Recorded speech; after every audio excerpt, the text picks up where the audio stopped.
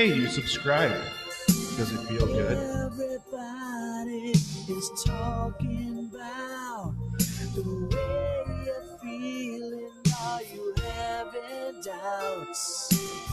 Dancing longer as the nights grow cold.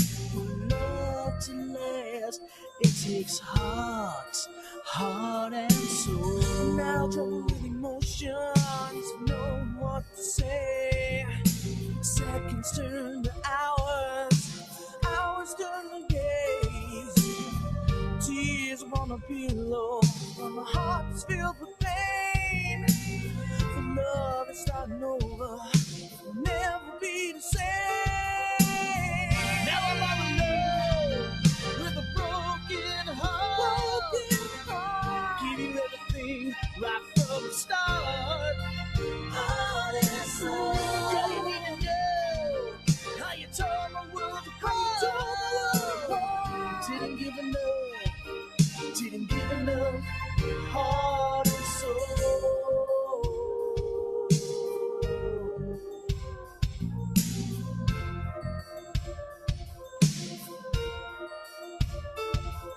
Staring out your window as the rain turns to snow, like a rose in the water, hasn't let grow. Like seasons always changing, you couldn't stand the test of time. Like a rhyme without a reason, made you change your mind. Now I'm on the road with a broken heart. Give you everything right from the start. What the hell kind of country is this where I can only hate a man if he's white?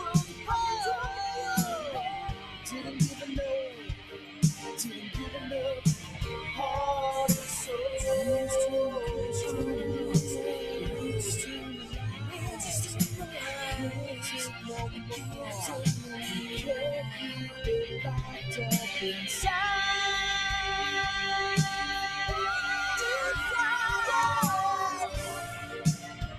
Do I look like I know what a JPEG is? I just want a picture of a goddamn hot dog.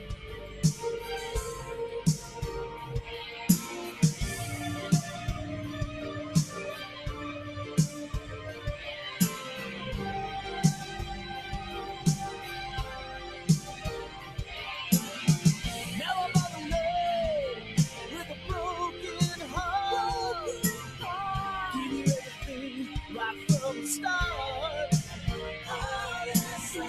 Didn't even know just how you tore my world apart.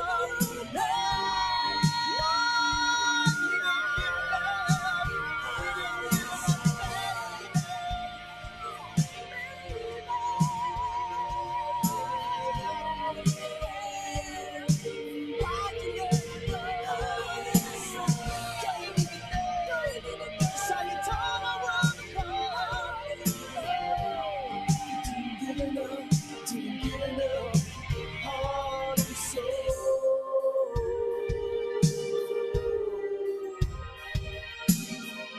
No, you didn't give enough heart and soul. Hey, you subscribed. Does it feel good?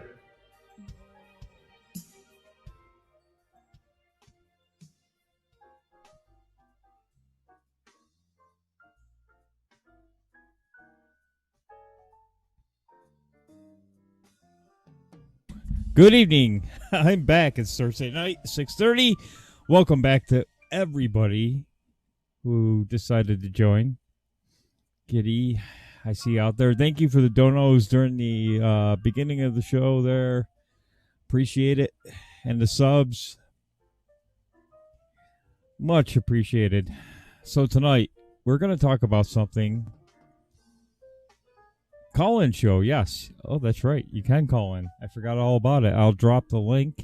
I think I've dropped it once, Discord. If you'd like to call in. Tonight, I'm going to go through some of the DNC convention. I'm not really going to play a lot of the convention. Just some of the convention that was not played in prime time. I think got a Tucker Carlson clip there. Exactly what I posted on Twitter was the fact that the DNC is avoiding their own platform. Wonder why? I have a suspicion of what they're doing, and I've heard a few theories out there from Nightwave Radio, Mersh, and Royce on Revenge of the Sis, and I think Boogie Bumper believes this roughly the same thing I'm thinking, but I have a little different take Hey, on you subscribed. Does it feel good? Thanks for the gift sub, Boogie Bumper. I have a little different take on how this is going to play out for them. And I don't think it's going to play out very well. And I think it's already starting to show. Could be wrong. Let me get that link for the Discord, if I can remember how to get it. There it is. Okay. Let's drop this out there. So, without further ado, let's get right into it. You can follow us on @WinningTV on Twitter, @WinningTV_ on Parlay, which I'm not on very much, but I do pop on there every once in a while, @WinningTV. And of course, we'd just appreciate your follows and your views. Please share out the show if you'd like. If you don't like to, that's okay as well. Okay, so the first one I got is a clip. Come on, clip. We may experience... That gentleman is Big Al. Big Al, right? It's a heck of a nickname. Hold on, we may experience some troubles too during the night. Apparently there's some solar flare activity, so if the stream drops, I'll just try to pop it back up there. I'm not sure if it's going to affect us or not. They're saying there should be internet outages and maybe power outages. Who knows? I don't think they know. I think I skipped ahead here. I wanted to get to the DNC first. Let's get to it here. Okay, just for some context, this is Kamala Harris's closing speech, where they have a virtual screen with, I think, 30 squares of adoring fans. So they have the various states, like a normal convention, people spread out. I don't even think half the states are even there. But you have a single person sitting in a chair because they're social distancing for the convention. Whatever. But I got some commentary, not about the content of anything they said over the last 3 nights, but the presentation.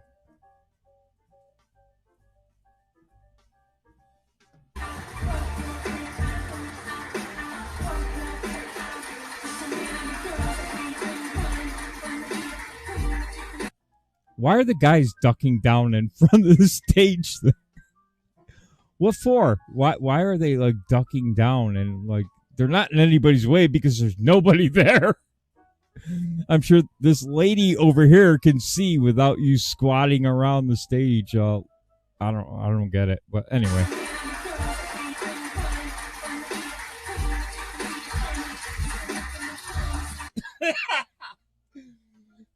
The sun is a conspiracy, dead Jedi. It's not even real. That's funny.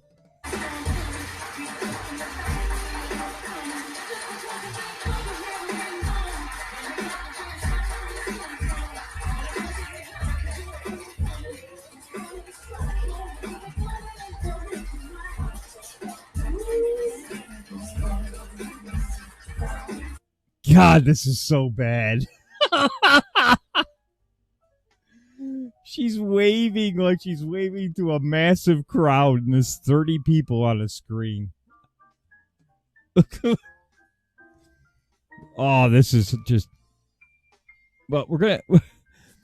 I didn't play any of her speech, because we don't care about what they're saying. What I'm analyzing is how poorly produced and how poorly run this convention was. Hey, you subscribed. And I think Does it feel good? Thank you for the gift sub, Boogie Bumper. Appreciate it. I think there's a reason why they did not go to expense to run this convention, because obviously they didn't.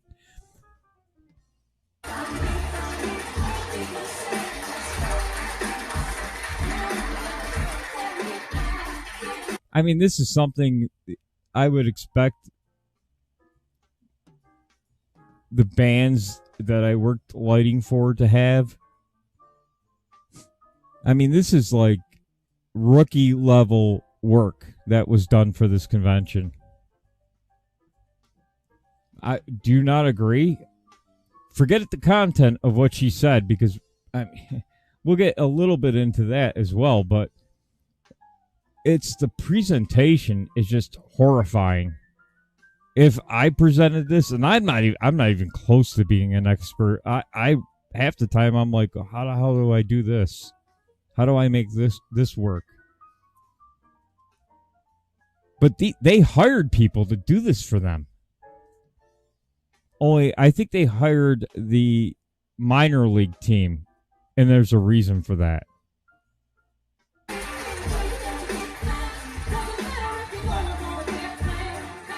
Oh, I'm sorry, Joe.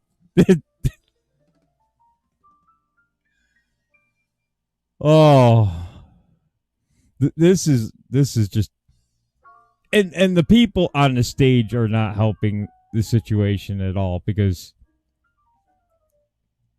I mean, come on, you know, number one, your background is of states. I mean, with just polls, the names of the state. Who came up with that? I mean, would they do? Hire a bunch of interns and said, okay, have at it, kids.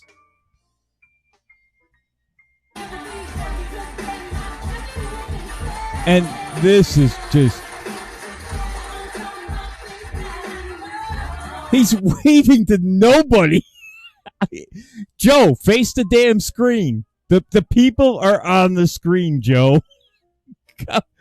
There's 5 people out in front of you. You're waving to an empty space. I mean, seriously, Joe? You're waving to an empty space?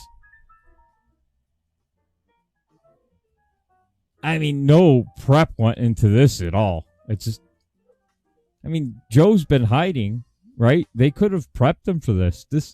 The guy's waving to an empty space. At least say, Joe, turn to the screen and wave to the people on the screen.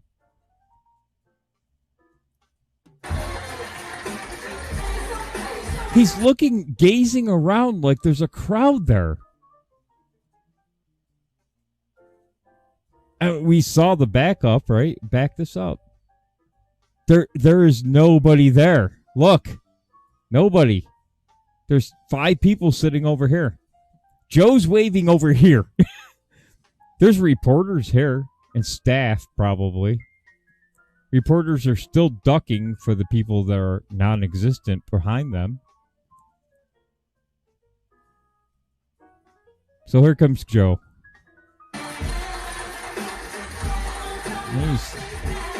He looks up at the screen and he waves to the empty space. He looks up at the screen again and waves to the empty space. I don't get it. And she's like with her arms out. This is like when you go to hug your family member that you don't like, that you hardly ever see, and you're like, yeah, oh, hey, how are you? I'm doing well.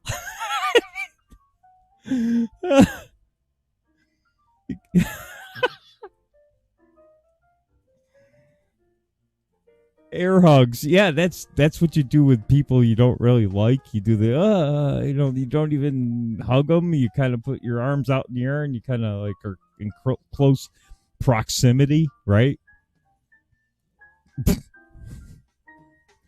I'm sorry. This is just presentation now. Now remember. Oh, sorry. Trying to check the Periscope there and make sure it's working. So here we go. We got Joe waving to the empty space.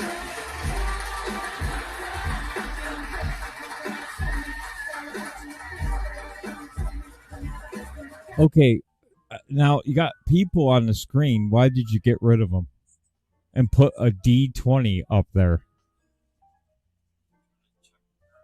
Doesn't make sense to me. Why do you get rid of the people on the screen? I don't know, just me. The D20 means nothing to me if I'm watching this. At least get some people up. There's nobody. There's no people, right? So you got to be creative and put maybe fill the whole background with screens and get 1,000 people up there on screens. I mean, the technology's available, right? The DNC has money, right? They do have money. So why not put, you see those screenshots of TV anchors, right? They've got a bunch of screens behind them. They can't run. The DNC can only afford to run a screen with 30 people on it. That whole background could be pictures of people on Zoom cheering, almost crowd-like. I don't know. Maybe that's wrong. Maybe it's better with polls with state names on them, I guess.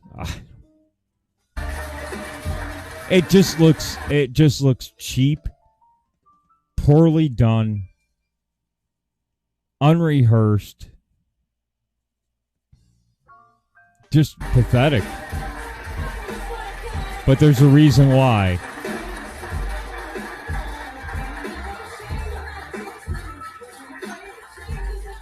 We'll get to that, Becca.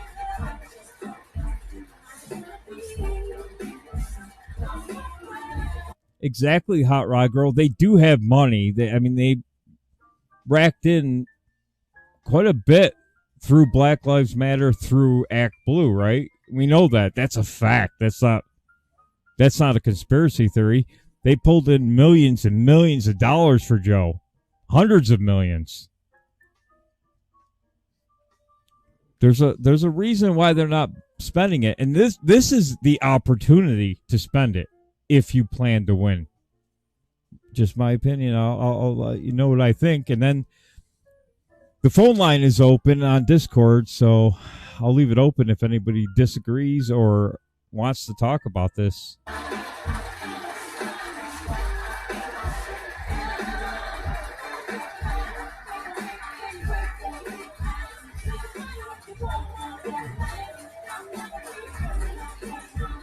Some of the people aren't even paying attention. Coach them. Come on.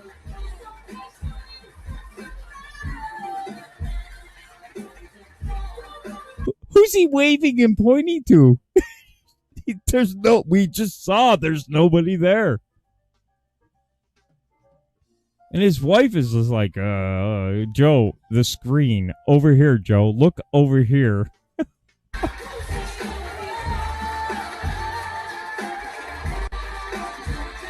She's looking for the exit. She's looking for the exit. Let's get out of here.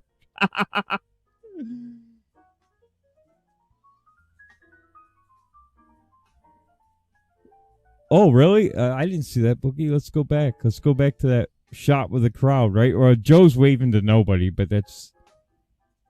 I did see a shot of the screen again. Where is it? Come on. Ah!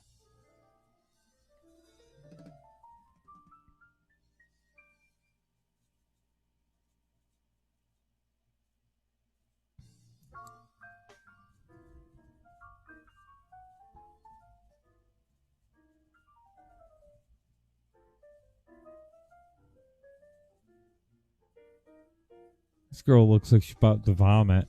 I don't know. It's just poorly done. Poorly done. Sad. But let's get into more of the presentation first. I got, what do we got here? Excuse me, I think I got the coof this week.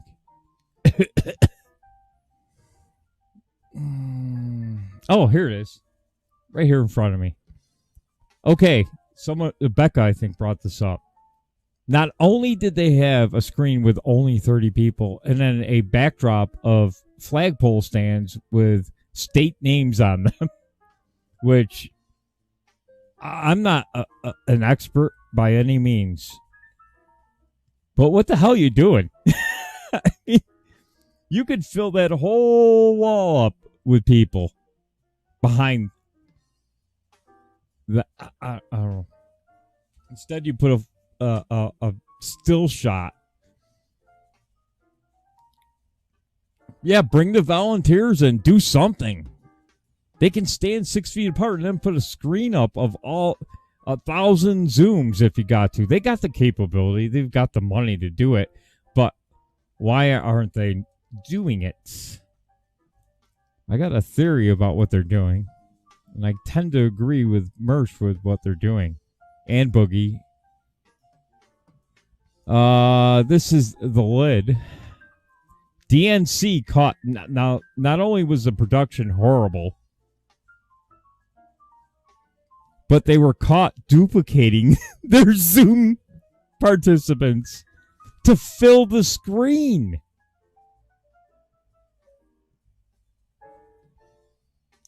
They're saving their money for Coke and booze. Why would you do this? I mean, come on. They got the same guy here. I mean, they were all duplicated. They had duplicates of every screen to fill for 30 spaces. This is just poorly done. Why even try it in today's environment? Why even try it? Or I don't know. I don't want to sound like a crazy person. Could they not get more than 30 people to go on a Zoom and do this for them?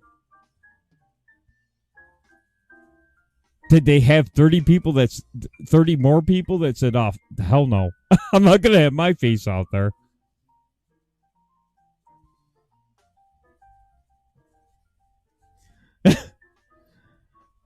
Oh, Boogie, you're killing me. It wouldn't be the classy hookers either. It would be the alley discount types.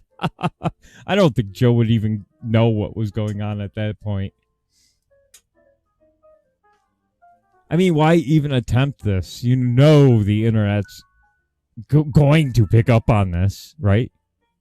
So you can't get 30 people to show up for Kamala Harris's historic, never seen before, history in the making, the ceiling being broken. They can't get 30 individuals to show up on a Zoom. Oh. On Wednesday, Kamala Harris gave her virtual speech accepting the vice presidential nomination at the online snooze fest. Yeah, I just saw the ratings for it. Down 48% over 2016. Half their audience did not watch this.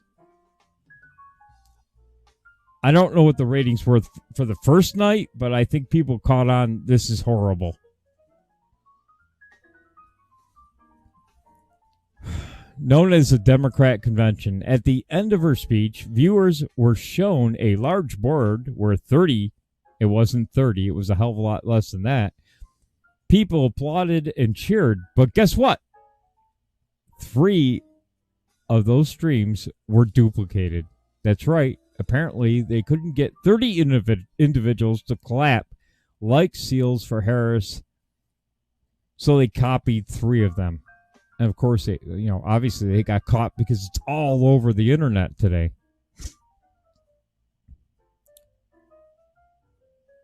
So they ran 3 streams 3 individual boards, and either somebody was pathetically lazy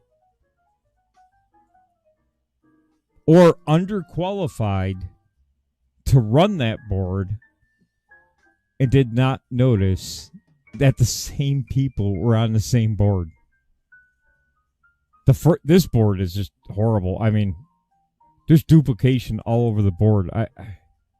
You got to pick up on that. I mean, how horrible is that? But I think there's a reason, and there's also a reason why they're not talking about their platform whatsoever. So far, it's been 3 nights of, and I've caught some of it here and there. Some of the speeches, it's nothing but Trump, Orange Man bad, Trump bad, America racist. We're better than this. This is not a democracy. We're losing our democracy. The country's dead if Joe's not, selected the president of the United States. It's over. I was waiting for Putin. Will be marching down Pennsylvania Avenue with tanks. That's why it's down 48%. But the production was horrible. They're not talking about their platform because I don't think they are planning or even trying to win. I agree with, I think it's Boogie Buffer that says they are hedging their bets on the Senate. I think they know they're not going to win this. So they are saving their money.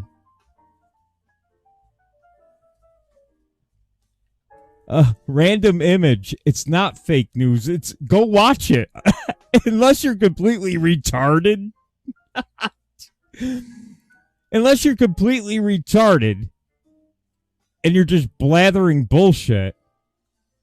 I mean, if you're going to come in and say something, it's right there. It's all over the fucking internet. I even saw it live.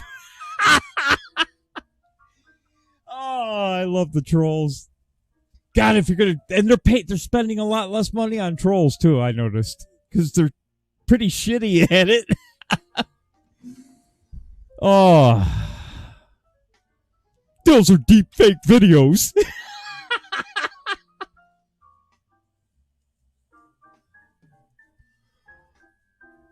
I know, blue tsunami. Okay, so let's keep showing some video. Let's show some actual video that our troll doesn't think is fake news.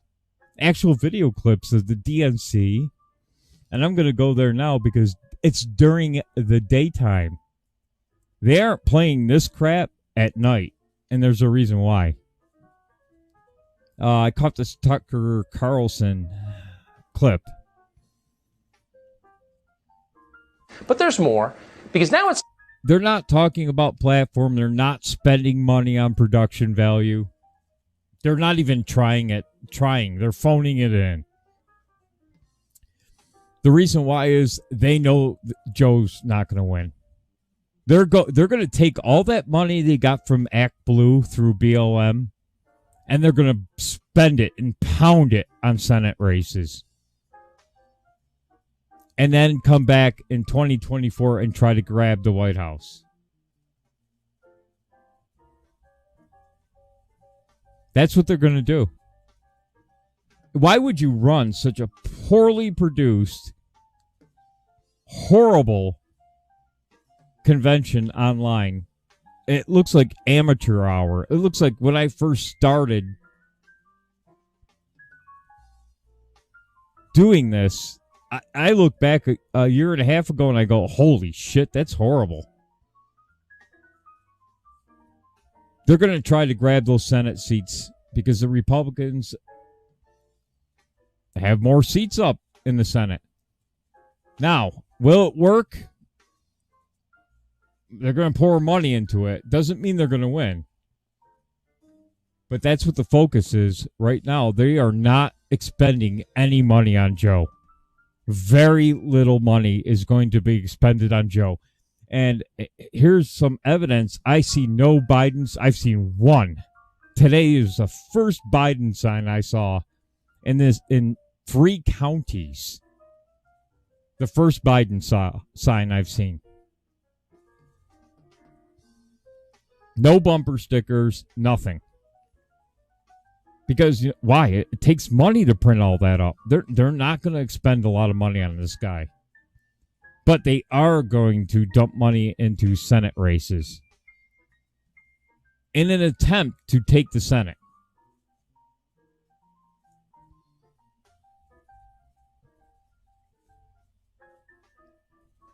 They're going to do professional campaign ads. They are going to go all out on the Senate. They're leaving Joe hanging out in the breeze. They're like, yeah, okay, Joe. We'll do your convention. Here you go, buddy. Here's 12 interns and a shitty production. This is all we're going to give you. If you think that was professionally done, you're insane. There's a reason why they're not talking about the platform, and it's the Senate. Just like they did in 2016 in my district and in many districts. My district, Anthony Brindisi, didn't even talk about the Democrat Party. He talked about, I'm going to work with the other side. I'm not going to go after Trump. I'm willing to work with Trump. I'm not going to be a Pelosi puppet. He didn't talk about the platform. He talked about, I'm going to fix health care, which he didn't do. And he's getting hammered for that this time. I see the Tenney signs plastered everywhere because people around here don't have short memories. In this area, we've been screwed over so many times by the state of New York that you can't get away with it too many times before people flip on you. That's the same strategy they pulled in 2016. Most people didn't even know Anthony Brindisi was a Democrat until it got real close to voting.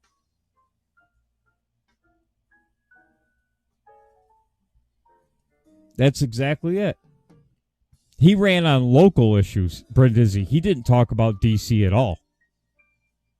About what he was going to do in D.C. What he did was he ran ads that said exactly this. And I'll find the ad for next week, but it's still out there. But he ran ads that said, there goes, because Claudia Tenney was the District 22 New York congresswoman. He ran ads that said, there goes Claudia Tenney again, flying off to D.C. And I thought, where the fuck is she supposed to go? She's a congresswoman, right?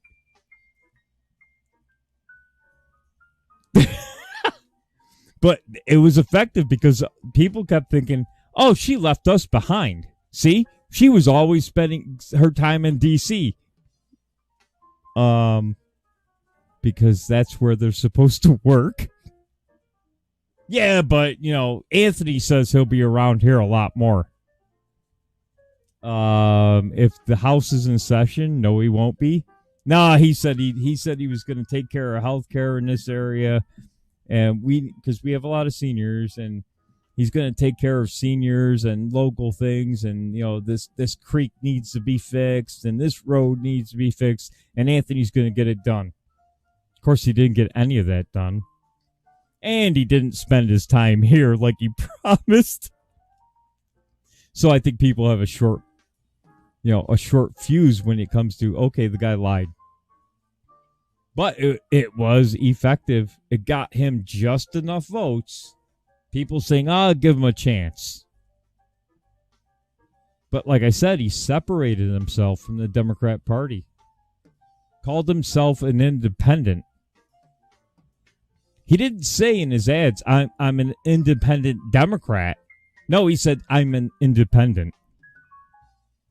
See, a little trickery there, huh? You gotta listen. Gotta pay attention. But that's what the Democrats I think are planning absolutely 100% to do for the Senate races. Will it work? Republicans have to do a much better job than they did in 2018 on those Senate races.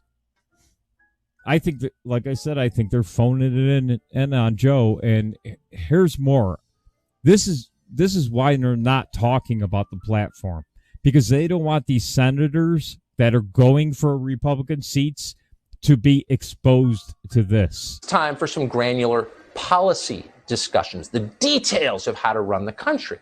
Now, we've showed you in previous nights this week some of the DNC's platform. They want to get rid of a lot of the country's prisons, for example. Remember, I just said they weren't talking about policy and platform. They'd like to do away with bail for accused criminals. But that's just a start, just a little taste, a little appetizer before the main course.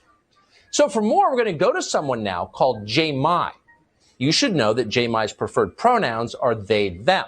According to their biography at Wake Forest University, Jay Mai is, quote, a black Vietnamese transgender, non-binary, gender transcendent mermaid queen king.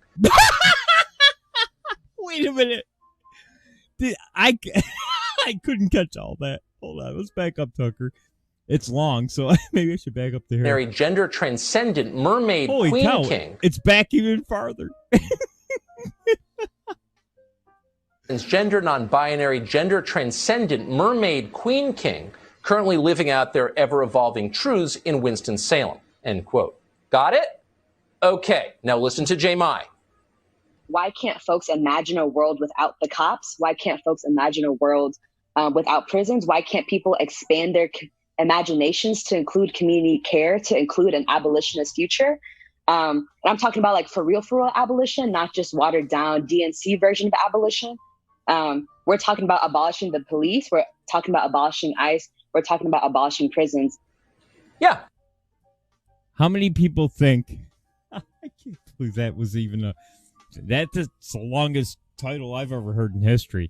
But how many people think that would play out in the American public? This is what they're... Read their platform. It's a wish list of Antifa, basically.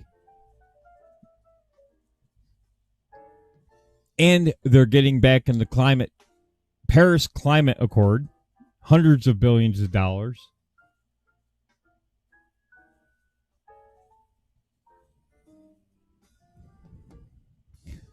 Imagine being a mermaid queen king and thinking the DNC isn't far left enough.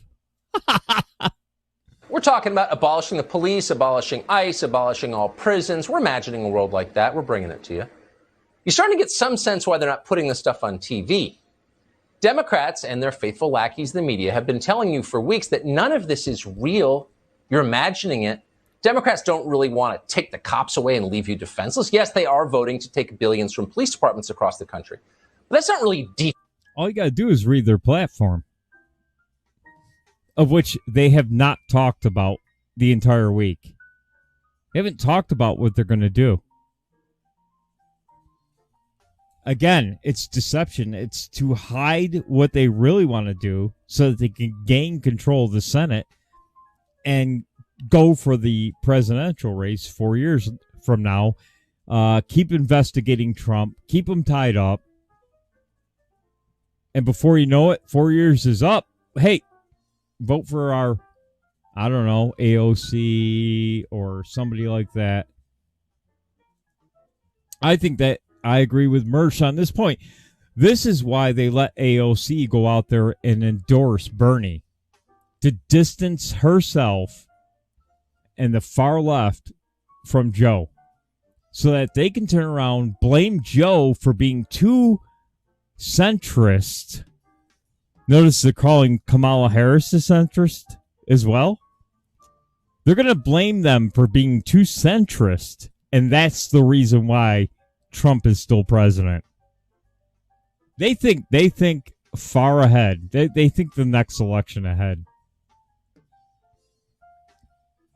That's just the fact. The Republicans think about this election. They think about the next 4 elections. Think about it. You separate AOC.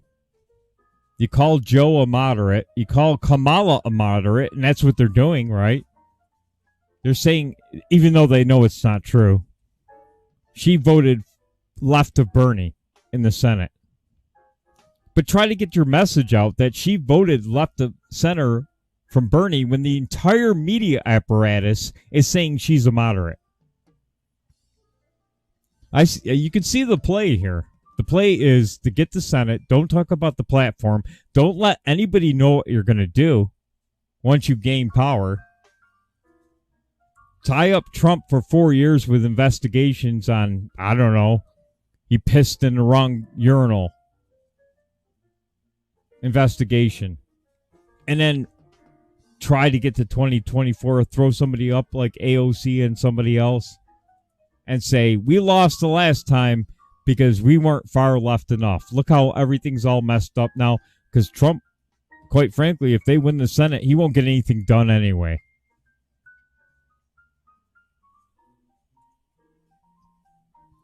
Am I wrong?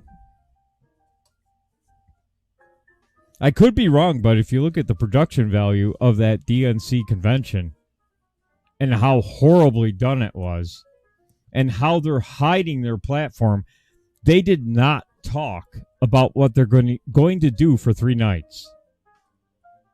All they talked was racism, blah, blah, blah. That's why I told people on Twitter, I sent a tweet out and said, hey, guys, talk about their platform. Put it right up. Put links to the platform. Let everybody know what they're doing. Stop focusing on how Kamala looked like a weirdo or how, you know, how Joe tripped over something. They already gave up that race. Get the platform out there. Tie it to senators in your state that are up for office, that are running for office on the Democrat side. Say, hey, look, this is what they want. The RNC, has to get better at that and quickly.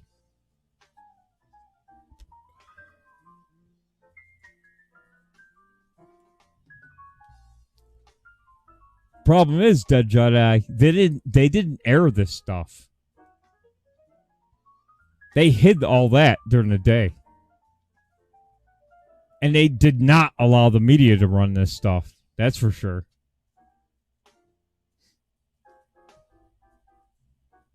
So they hide what they're doing. They're hiding what they're doing. They're trying to win the Senate. Hold on 1 second there, Boogie. I'll get over there.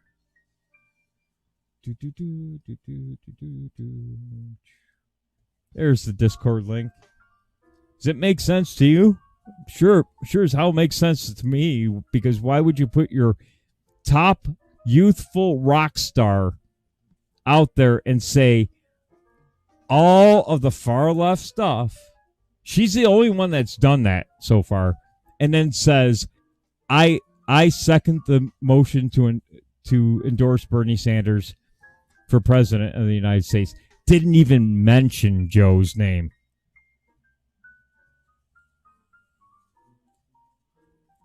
Notice AOC did not mention Joe Biden's name.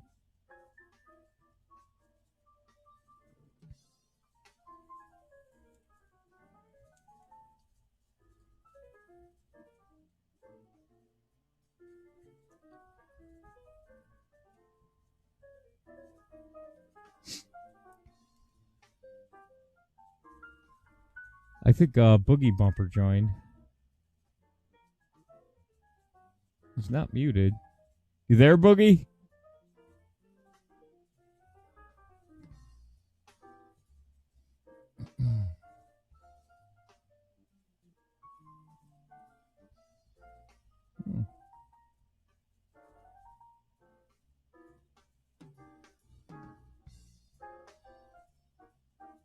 Well, I see. Hello. Oh, there he is.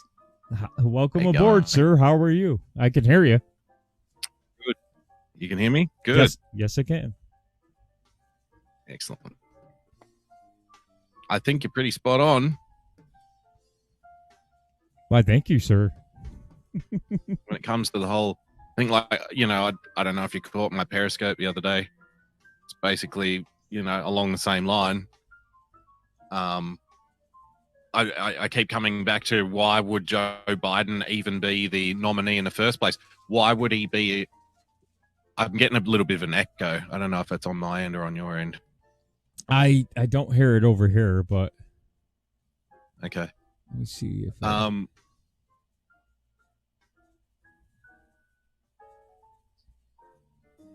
So I keep coming back to why would Biden be the nominee in the first place, right? Remember he came in so late? Yes, he did. So that's plenty of time for them to run numbers on the candidates that they did have, right? They probably didn't like what they saw. And I don't mean in terms of winning votes. I mean in terms of their ability to attract funding. Because if you look at it, like Cory Booker's not going to get the kind of funding that a Joe Biden's going to get. Elizabeth Warren's not going to get the funding from, say, San Francisco and California, because her first order of business was going to be to break up the tech companies, right? So, Right. like, why would the rich people in California who, donate millions of dollars to the DNC for a campaign, why would they throw money behind somebody like Elizabeth Warren, who's going to, who's on the record like, I'm going to tear these monopolies apart? They don't want to hear that. So what does Joe Biden, what do you get out of Joe Biden? You get nothing but empty, shallow platitudes. You get, we need to stand united. Donald Trump is a lot like Adolf Hitler in 1939. Our country has never been on the brink like it is today. And when I get in, I'm going to look after all Americans. He has, you keep saying they don't refer to the DNC party platform. That's fair enough. Joe Biden has no platform. What has he actually come out and said he would do? Right? Nothing. Think about it. Nothing. What promise has he made? A single promise, Not except for I will bring the country together. he when you ask him a question, and I think Cardi B tried to ask him a question. Of course, she kept talking. He never answers the question. He circles right back to exactly what you're saying: racism, divided. We've never been. This is not a democracy. He doesn't even answer the questions. No, he got asked about childcare. We covered the video on my show, right? He got asked about childcare. He rambled on for 10 minutes about the civil rights movement and how black children were getting their skin torn off by fire hoses. He was talking about the question. It's like a meme. It's like, excuse me, the question is about childcare, sir. Yeah.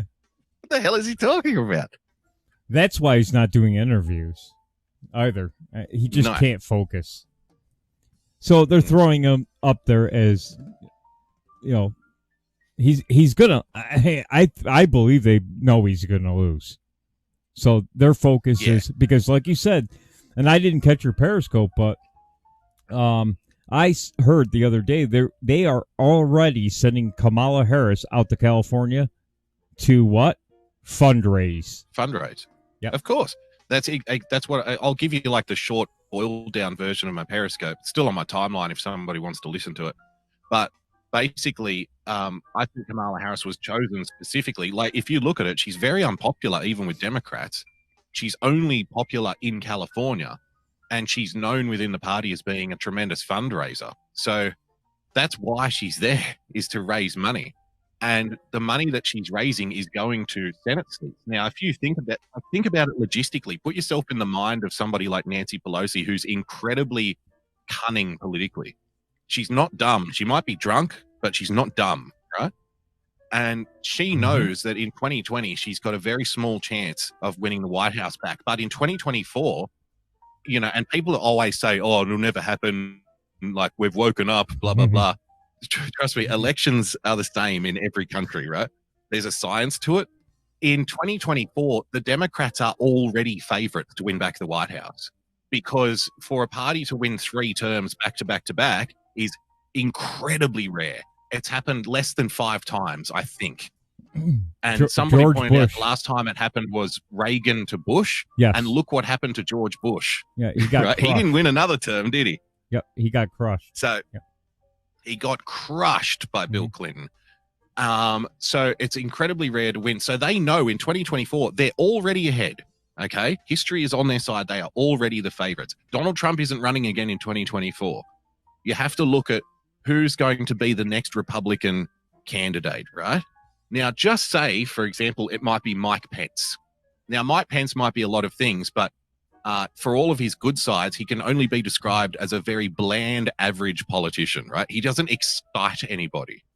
Now, you put him up against a young up-and-comer in the Democrat Party. And you might say, well, they're not going to put somebody young up for election. Well, consider this. In 2024, the percentage of the voting population in the American election in 2024, demographers say is going to be the largest youth vote as a percentage of the population in American history. There is going to be more young people voting in 2024 than any previous election. You also add on to that, it's going to be the first time in American history that a youth vote, a percentage of the voting population is going to be majority non-white. And you can say, well, Brexit and stuff like that.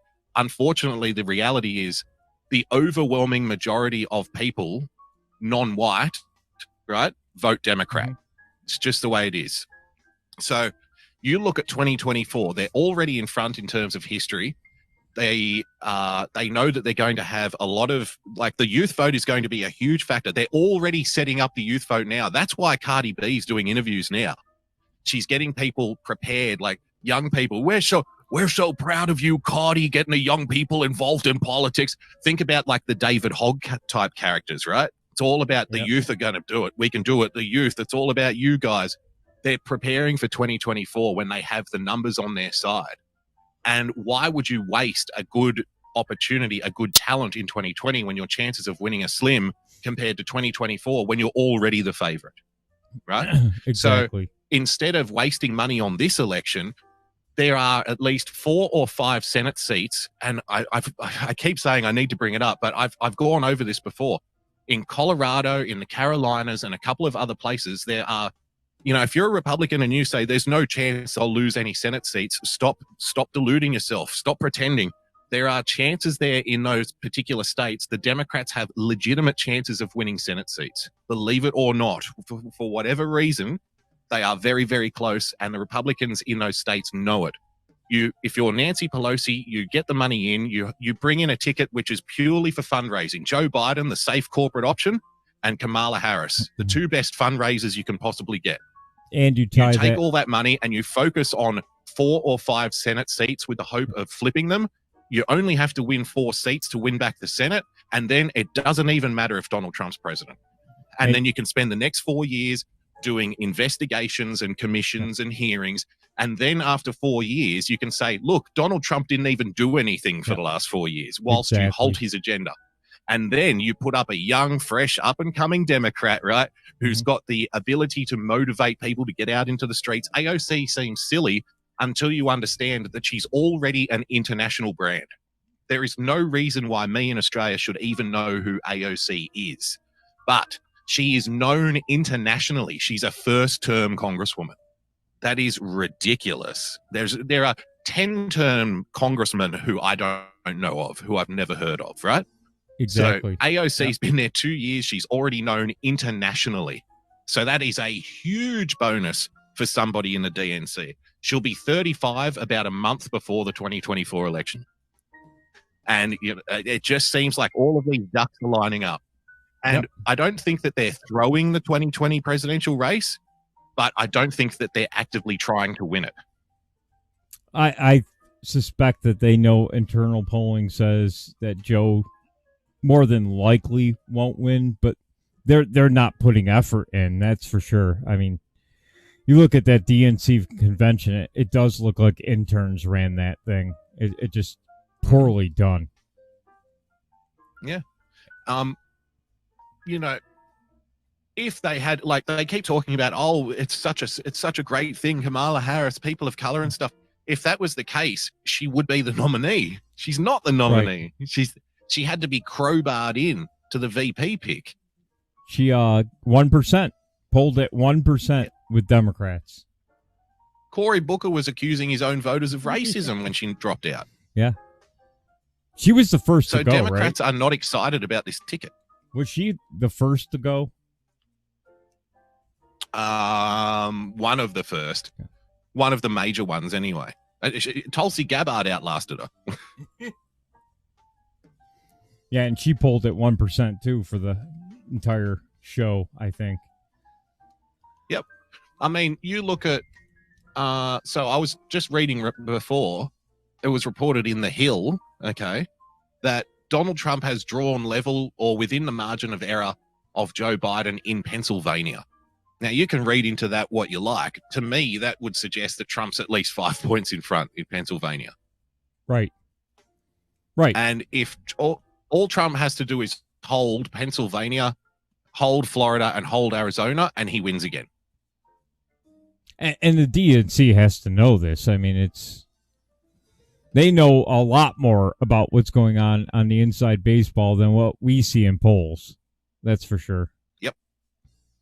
And you've also got, here's the other historically, thing, right? Both houses usually turn against the president, don't they? Yes. So that's on their side as well. They won back the House in 2018. They've had their eyes on the Senate since 2016. This particular Senate run, when it's majority Republicans up for re-election instead of Democrats.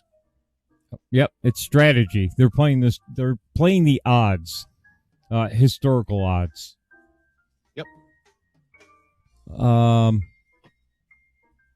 Yeah, it's just you could see it. I mean, if you, it's obvious what they're doing. Pennsylvania. That's why Trump went to Pennsylvania, because I think he's just shoring it up now, and that's what he did in 2016. Well, he only won Pennsylvania. Like, people keep, like, I'm not an enemy to Republicans, obviously. I'm not an enemy to Trump supporters, but I do get myself into trouble sometimes by pointing things out that Trump supporters don't like hearing. Trump only carried Pennsylvania by 40,000 votes in 2016. But for some reason, Republicans, and it's been this way for a long time, they believe that Pennsylvania belongs to them. It's really not that way. In so many previous elections, Republicans have gone, oh, yeah, Pennsylvania, we lock Pennsylvania in, and the Democrats win it, right? I don't know why, like, GOP people constantly think that Pennsylvania is a sure thing. Like, Pennsylvania is a red state. It's anything but. And he only just held on by 40,000 votes. That's nothing in a state the size of Pennsylvania. Nothing. What will help him over the hump is some of the steel manufacturing coming back. Pittsburgh, he'll probably garner some more votes in that area. Well, to be fair, it's not the steel regions that he's in trouble. It's in the suburbs of Pittsburgh and Pennsylvania. That's the problem, right? That's where he's having trouble holding on. Some people say it's because the cities are expanding. Right. So people who would have grown up in the cities are now moving out to the suburbs. And the people who were growing up in the suburbs, you're talking older generations like the 50, the 60 pluses, they're moving further out to the country. Right. So people are leaving suburb, like toss-up knife edge districts and moving to bright red districts. And people are moving from bright blue inner city districts and moving into the toss-up suburb districts. Like, that's just a natural progression of a population that's growing at the rate that Western countries' populations are. You know what I mean? So that's where he's having trouble, is in the suburbs. That's where he lost a whole bunch of seats in midterms in 2018. And, I spoke about it, last night on my show. We've spoken about it in private, Phil. Yep. The way the Democrats targeted those suburban seats with candidates that didn't even run any Democrat Party symbolism. They completely divorced themselves from the Washington brand. They completely divorced themselves from the DNC. They ran like independents, but on a DNC ticket, and it wasn't far left. Like, people, the media is very good at getting people to believe things. People believe this myth that the whole Democrat Party is like AOC, like they're all far lefties. Do you know how many far left candidates ran in 2018? It was less than 10. Do you know how many of them won? 3. So out of like 200 candidates or something, or whatever it was, that ran on the Green New Deal, 3 of them won in Congress. AOC, Rashida Tlaib, and Ilhan Omar. And Ilhan Omar and Rashida Tlaib ran unopposed, if I'm not mistaken. Right. Yep. So, you know what I mean?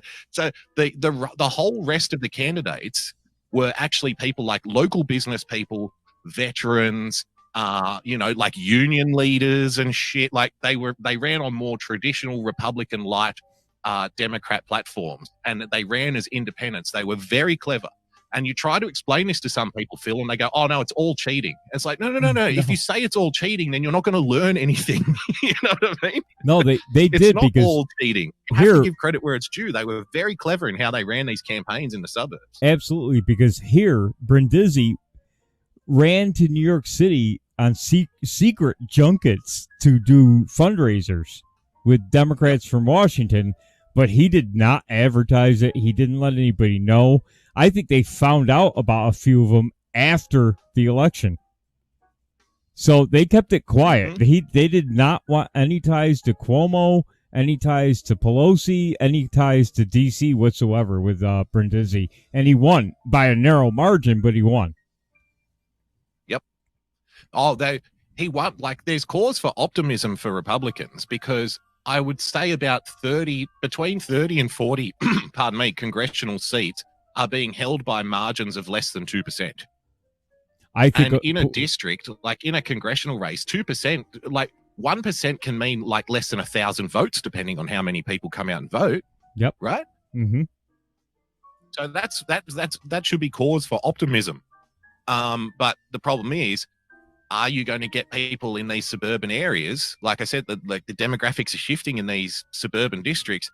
Are you going to get enough people out on polling day? Maybe yes, maybe no. I don't think the House is going to switch back to the Republican Party, but I don't think Donald Trump is going to lose the White House. But I do think the real ticket here, the hot fight in town, is going to be about half a dozen Senate seats, which is exactly why the corporate press is doing everything they can to completely ignore them. Right. Like, don't pay attention. Right. Don't look over here, Republicans. We don't want you looking over here. We want you talking about how Biden's going senile and Kamala Harris is a slut. Keep talking about that. We want you focusing on that. Don't look at these local Senate races, whatever you do, right? And it's a big mistake if they ignore that. And so far they are. They're fighting the battle of the presidency and ignoring the Senate. 100%. Like, I don't know if the Republicans are ignoring the Senate. Somebody in my chat the other day said, the Republican Party isn't talking about it at all, but I'm getting emails constantly. Please donate to these Senate races. I haven't gotten any, but of course we don't have any Senate seats up in New York. Right. So that could be why. So it could be like a hidden war. Both sides don't really want to talk about the Senate race. Right. If they both ignore it, they're hoping they'll win. Right. Well, the Democrats are running the same playbook they did in 2018. And it was a successful one. Yes. I mean, do you remember how many Democrats were up, right, for re-election? How many Democrats were people saying were going to lose their Senate seats? They only lost, what, 3? 3. They won a couple. They won a couple back off Republicans. So, people were legitimately saying, oh, they're going to get to 60 senators. No. I didn't think they would. It's a lot closer than people think. I didn't think they would because of what was going on with the ground game here. I saw in 2018 a lot of the Democrat congressman signs everywhere. Mm-hmm. So they were running a big ground game here, but not this time. But our area is funny. It's local. He played the local guy and kind of burned everybody. So right. You're starting to see the flip over now. You're seeing her signs all over the place, and not so many of his. So, the Democrats always have a better ground game, don't they? Yeah. Usually, I remember an interview I watched with Horowitz. I forget his first name. He's the former communist activist. He was the bookkeeper for the Black Panthers back in the 60s and the 70s. So he was a hardcore communist, right? And he's now, a conservative author and stuff. He had his, on the road to Damascus moment when he was working with the Black Panthers. And in this interview, he spoke about, when he started to get involved in conservative politics, and he would go into like a local campaign. He'd say, okay, where's our ground game? And they would laugh at him and say, what are you talking about? He's like, so where are our people? Where are our volunteers? Where are our people like with making signs? Where are the people making banners? Where are the people handing out pamphlets? And they're like, I think his name's Michael. Michael, we don't have a ground game. Our voters are, parents and, miners and farmers. They're not out there volunteer. They're not angry university students. We don't have volunteers. They're people who want to be. It always comes down to this quintessential problem with right-wing philosophy, or like, small government philosophy, right? How do you get people who are naturally averse to government action to volunteer on behalf of the government, right? They're philosophically opposed to the government as a principle, right? So how do you get them to engage in politics in the first place? They might vote once every 4 years, but they're probably not going to put much more effort into that because their natural disposition is to distrust the government, full stop. Like, not any particular party. They might prefer one party over the other, but if you are running a group of people who think government is the solution to everything, it's much easier to get those people out and volunteering, isn't it? Yes. Yep. The limited government people want to stay away from government. Exactly. To their own That's why there's no detriment. ground game. I will give Claudia Tenney credit in my district. She learned her lesson from 2018 because she has gotten out there. She's gone on TV programs where it's obvious and radio programs where it's obvious they don't like her. But she's doing it anyway, and she's trying to get that on there every single week. The last election, she avoided those channels. We would be honored if you would join us. Thank you for the follow, Civil War Pre-Vet. This time she learned her lesson, and she's going on those channels and facing the battle, if you will, anyway. And she's on there every week. That was her big mistake.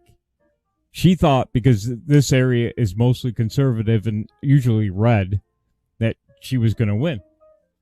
But he played it. He played it perfectly. A comment in the chat from Becca: what kind of effect do you think the riots are going to have on the Dems? I don't know what Phil's opinion is. In my opinion, not as much as people think, because the places where the riots are happening are places that are already deep blue Democrat already. So, those particular cities like Portland's never going to be Republican. The blue parts of California are not going to switch to Republican. Chicago is not going to become Republican. That's where the riots are taking place. Now, what effect will it have on people outside of those cities, like in other places who are watching the riots? I'm not sure. It may have some small effect, right, in the election. People may think, well, I'm not going to vote for that party because of this, this, and this. But also we have to consider people may not vote for Donald Trump because he didn't put it down, or they may not vote. They may not change their vote because they only watch corporate news, and the corporate media says it's a bunch of peaceful protesters who are getting tear gassed by the National Guard, right? So I always try to divorce myself from like my experience, right? Like, if you're politically engaged and you're watching and you're taking notes and you're, following stories like the riots and stuff, you have to understand you're in a minority. Most people are not like you. Like, the majority of people are completely disengaged from politics to the level you are engaged in it. It may be 20 to 30% of the population actually care about shit. The rest of the people only get their little 30-second sound bites on the news. Like when we were going over that from Kimberly Classic yesterday, right? Talking about how to frame the Black Lives Matter problem. You have to understand, like, she's in Baltimore. She can't come out and say Black Lives Matter is a terrorist organization. Nobody will vote for her. It sounds hyperbolic. She has to take a different approach, and you might not like that. That's fine, but you have to understand the people that you're talking to, the only contact they have with Black Lives Matter might be seeing people kneel at a football game. Their only opinion of Black Lives Matter might legitimately be, they're not even lying, they might legitimately be, I support Black Lives Matter because I don't want to see injustice for black people. That might be it. That's all they've thought about it. How do you talk to those people? Now, you don't talk to those people by saying it's a terrorist conspiracy and they're Marxists and they're trying to destroy the country. You're just going to make people switch off. So how much effect will the riots have? Not sure, but I don't think it's going to be as big as people think. She is using the DNC playbook right now, not telling everybody she's a Republican, and she's keeping it local. She's keeping it local. She's not talking about D.C. She's talking about Baltimore, her district that she's running for. Mm-hmm. She's not. No Republican symbols on her stuff anywhere. No, just the red dress, which is subliminal. Red dress. The Yeah. woman in the red dress. It's subliminal. It's just hey, And vote she's, red. yeah, and she's not saying vote for the Republican Party. She's saying her message isn't vote for the Republicans. Her message is you don't have to vote for the Democrats. Right. It's very good. Exactly. And the riots are they are having some minor effect. I have a family member that is hardcore liberal, but the riots. This person lives with other family members that are not hardcore liberal, so she's gotten riot footage, and her mind is completely flipped on that. The Democrats are failing in these cities and blah blah, but that's not, like you said, that's not everybody. She's exposed to it because I they're still talk watching to it. people who legitimately believe, Phil, that all of the riots were peaceful until Donald Trump's feds moved in. And like that, I have people legitimately say this to me, like in messages and stuff. No, you're wrong. It was all fine until the feds moved in, and now they're fighting against the feds who are tear gassing innocent people and children and women. I'm like, that is completely the opposite of what happened. And they're like, shut up, you're fake news, etc. So that belief is out there. Yeah, I've seen that. I've seen that in your chat once in a while. We had that tonight, earlier. Yeah. You're fake news. That's not the real DNC convention. Yeah, but like, see, people like that, I think they're just astroturfing. I'm talking about people who legitimately believe it, like who will have like long-winded conversations with you. Well, that's even scarier. It's trying to explain that the sky is actually blue. Like, just look at what you see in front of you. No, that's not what it is at all. Like, you can't talk to these people. That's just carbon dioxide emitted from your coal burning factories. Oh, amazing. I like this stuff. I've been paying attention to what's going on around here. And I did see I saw it. I saw a potential loss in 2018 here, and everybody's going, no, we're always red. It'll never happen here. It'll never happen here. Yep. Becca in the chat saying, maybe I should have said, what is the effect on people in the middle of it? Well, that's what I said before, right? Mm-hmm. So very little, I would think, because it's happening in deep blue parts of the country. Like, the riots aren't happening in red cities. They're not happening in red districts. They're happening in districts where people like vote 80% Democrat already. So that's not going to flip. Like, they're not going to stop voting Democrat. You know what I mean? Which is odd, but it doesn't make any logical sense to me. But well, I mean, look. So take Cuomo, for example, Governor Cuomo in New York. You would think that killing off a large section of the pension-aged community in a place like New York, you would think that killing off a bunch of old people in New York would probably go against his chances of re-election. They'll still vote for him next time he's up again. The remaining old people who haven't been killed by coronavirus, and specifically because of what he did when he handled it, will still vote for Cuomo. They will go to their grave blaming Trump for it. People give, like, we give people way too much credit. You know what I mean? Like, they will go to their grave blaming Donald Trump for old Bessie dying in the bed next to them because of coronavirus, because Cuomo shoveled in a bunch of prisoners who were coughing all over everything. Well, he only has to win 4 counties in New York, and that's it. He wins every. He won the last election, winning 4 counties, and that's it. Unbelievable. Yeah, 64 counties. He won 3. Jesus. Yeah, that's why when you hear we need to abolish the outdated electoral college. Mm-hmm. You don't. So want wait, to do that. Don't they have redistricting or something? Like, shouldn't they try to be like an even number of people in all the counties and like stuff like that? Or it doesn't happen in New York? No, it doesn't happen. Most of upstate New York left because it was decimated with all the factories leaving. We had hundreds of factories in this area. They're all gone. All of them. I don't taxes, right? Taxes, exactly. They taxed them right out of here. Pay for New York. Yep. Pay for New York City. Yep. 100%. So what happens when you lose all your factories? you lose all of your residents. We've had mass exodus out of New York State. I mean, if you go back and look at the numbers, it's 50,000 on average a year. Jesus. Most of it from upstate and the rest of the state. And who is that? Who is that 50,000? You know, who were they being? It's probably more than that, right? And then there's a replacement factor as well. So the people leaving would be like the blue collar workers, the middle class workers, the business owners, etc. Right. They're leaving. And who are they being replaced by? They'd be replaced by immigrants and college students. Right. Well, we have another problem out here too, and this is probably why Brindisi won in a slim margin. Is that New York City ships their prisoners to a couple of correctional facilities we have in the area, and along with them come their families. Yes. Cool. It's got to keep the family together. Can't break up the family. So that they can visit their prisoner son or daughter. Yes, at taxpayer expense they do that as well. Isn't that nice? Oh, good. Yes. Yeah. So you're shipping Democrats out to the prison areas, and of course they vote blue, right? Yeah. Cuomo gave me the money to move out here so I can be next to my relative in prison. Wow, nice. He's so generous, huh? Oh, absolutely. How nice of him. Oh, if I ever went through the history of what happened to Utica, New York, it's like shooting after shooting all summer long now.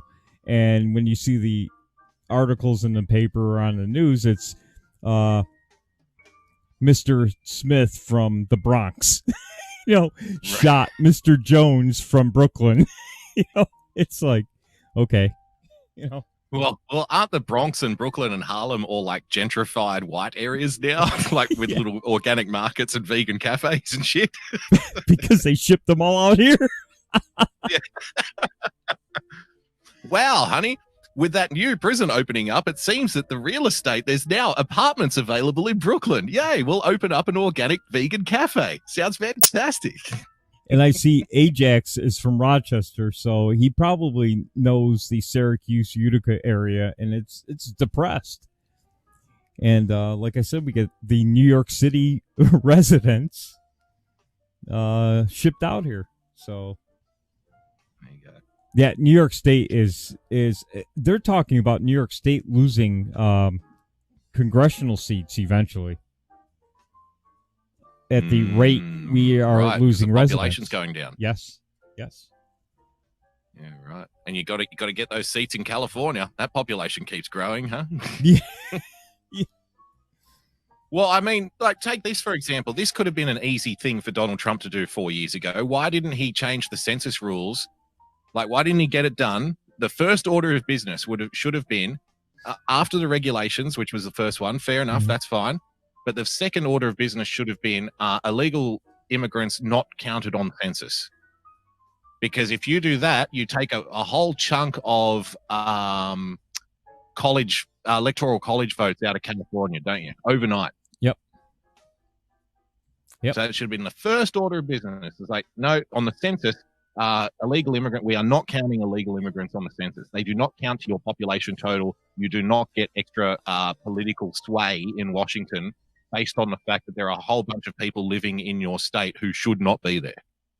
I actually think he wrote an executive order for them not to count illegals. I could be wrong, but I think the Democrats were fighting that in court. Happy to be corrected on that if he actually did do something about it. I believe, and that's why in New York and California, they handed out driver's licenses to illegals because they have to up the population to keep the congressman, right? Right. He did try, Becca saying the Supreme Court shut it down, but did he do it in the first 2 years when he held Congress and the Senate, though? Or was it after the midterms?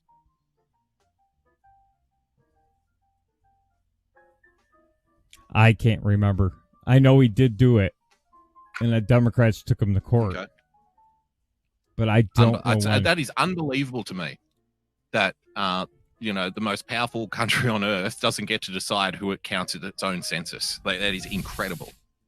It's amazing, isn't it?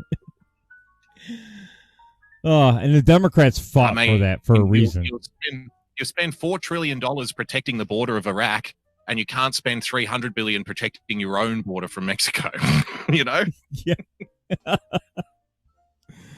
It's insane. Like, what the it? hell is going on? Just complete insanity. Well, I pretty much agree with everything you're saying about the election. They're holding their funds for 2024 and trying to hit the Senate hard. Yep. Yeah, I would be on the lookout. I keep forgetting the guy's name. There's a guy in Colorado who's at risk. I'll see if I can bring something up now, and then I'll send it to you, and then I'll get off the line so you can continue on with your show. Isn't that he's running against, I can't remember the Republican's name, but the man that's running against him was running for president, dropped out and decided to run for Senate. And I'm pretty sure the DNC told him, hey, look, we're not doing anything here. Move on to the Senate seat. Because he used to be a governor, I think, of Colorado. There you go. Corey Gardner. Yeah. So it's Corey Gardner running against John Hickenlooper. Hickenlooper, he was running for president. Yep. You've also got Susan Collins, who's at risk. Tom Tillis in North Carolina. He's in a race against Cal Cunningham. And North Carolina's been close. In contrast, another poll of 500 likely voters conducted between May 26 and May 28 gave Tillis a 2-point lead. When we flip North Carolina, we flip the Senate. It's that simple. Steve Daines in Montana is at risk as well. Joni Ernst is another one in Des Moines. Mitch McConnell, they think they're gonna take Mitch McConnell. I doubt that very much. I think Mitch is still pretty safe. People are talking about Lindsey Graham, though, believe it or not. In South Carolina? Yep. North Carolina, that one could be very close because North Carolina has been on the razor's edge for the last couple of elections. Right.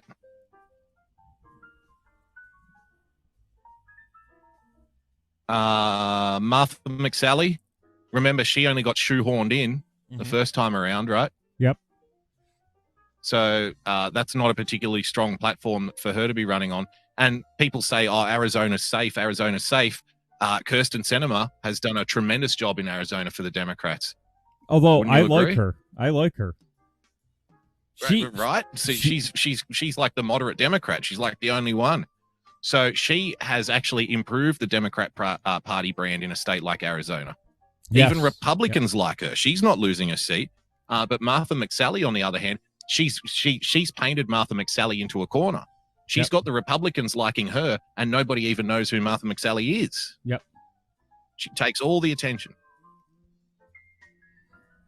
Well, I think those are your big ones. She's not your typical Democrat. So if they only need to win 4 Senate seats, Susan Collins in Maine, Corey Gardner in Colorado, Martha McSally in Arizona, and Tom Tillis in North Carolina. You could expect a lot of money to be dumped there in the next few weeks. Absolutely. All right. Thanks for having me on, Phil. I'll jump off. I'll let you get back to your show, mate. Always good chatting with you. Oh, thank you. Appreciate you coming on. Thank you. All right. Bye. Catch you later. Line's still open. If you disagree and hate us, you can call. It's okay. Let's get through a few. Well, actually, let's take a 5-minute break. And that was an incredible discussion about what's happening. I tend to agree with Boogie that they are putting all their eggs into the Senate and looking forward to 2024. So if you live in one of those 4 states, you better get yourself hustling and trying to get Gardner, Tillis, even Kentucky Fried Chicken shit, Mitch McConnell elected. Otherwise, it's going to be 4 years of we're impeaching Trump. I mean, they may not have enough because you have to have 2/3 of the Senate to impeach the president. But it's just going to be one fiasco after another. Hey, Donald Trump took a piss in the wrong urinal. That deserves an investigation. Yes, Kitty B, this is like betting on fantasy football. I think that's why the Democrat DNC convention has been weak. But there's also a purpose. Do not talk about the platform. I think they've all been instructed not to talk about the platform. Focus on Trump. Distract over here. Keep distracting, and then we'll steal some Senate seats. So you got to get out there and do some work. Start focusing on your Senate races. Don't worry about the presidential so much. They're phoning it in my opinion. They're phoning it in at this point.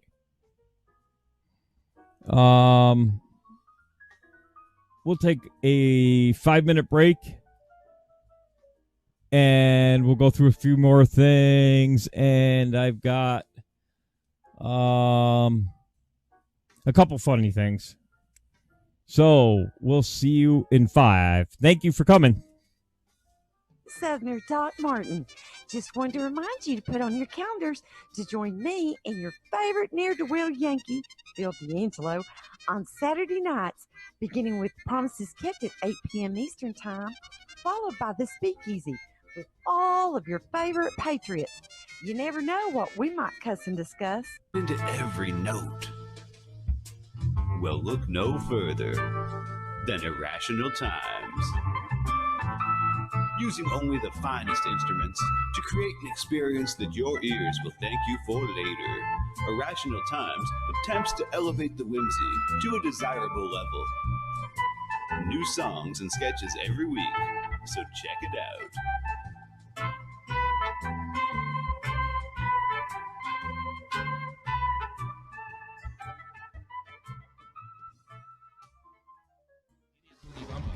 Idiot booty bumper. Idiot booty bumper. Idiot booty bumper. Idiot booty bumper. Idiot booty bumper. He's really giving that one a workout. Go on. DLive.tv/JJ Stoner. And we love JJ here on the show. It's the JJ Stoner Spring Collection. The perfect attire for any and every occasion you can think of this season. Like we were in the mosh pit full of sweat and everyone's slapping, hitting, and pulling on you. This shit won't riff. Lunch at your favorite cafe? Brunch with the girls? These stylish ensembles will give you the confidence you need to look and feel your best. Or if you're getting arrested for possession, it comes with a built-in police stick-proof body armor. Keep swinging, pigs! Call now, and your order will come with a complimentary ounce of that dankest bubblegum slurricane that the South has to offer. Don't forget the wall tapestry. If you need to cover your wall, it works.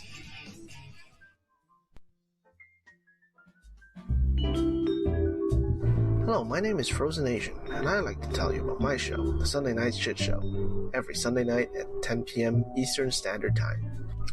Along with good conversations and laughing at funny and weird shit we find on the internet, we also have the Hat Cam, where I showcase my myriad of great-looking hats. Here is a testimonial from a great friend of mine who has enjoyed my hats lately.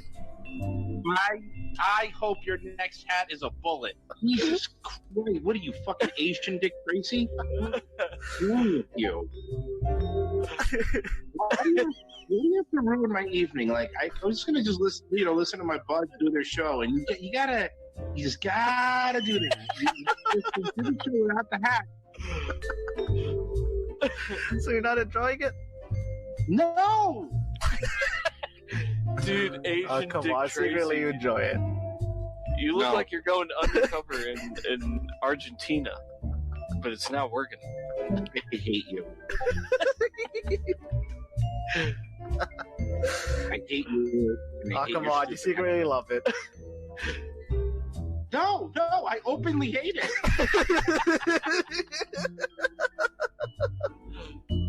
And there you have it. So Subscribe to the Sunday Night Shit Show at youtube.com/Sunday Night Shit Show. And hope to see you there on Sunday nights. Bye.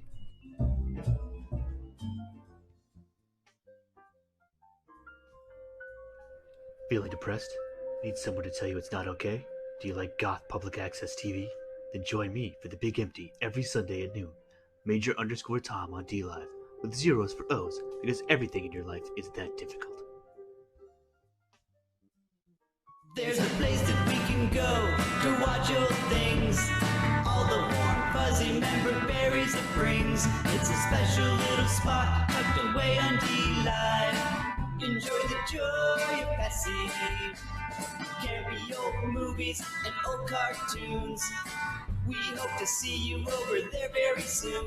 It's our special little spot tucked away on DLive. Enjoy the joy of Bessie.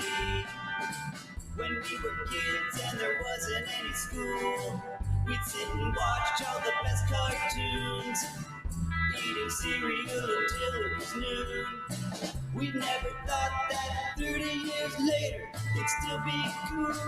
Saturday night and cheesy movies, the ones that used to show us boobies. It's our special little spot tucked away on DLive. Enjoy the joy of Bessie. Enjoy the joy of Bessie. Enjoy the joy of Bessie.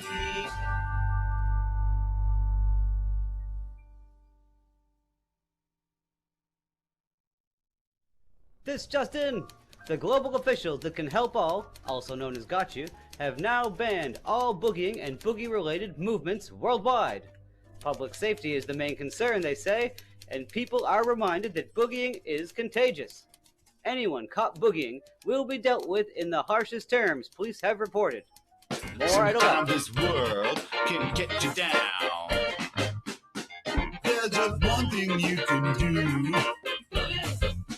You gotta get back up and shake it all around. No one's gonna tell me how I'm gonna boogie. Come on, everybody, boogie bumper tonight. No one's gonna tell me how I'm gonna boogie. Come on, everybody, boogie bumper tonight. No one's gonna tell me how to boogie. Come on, everybody, boogie bumper tonight.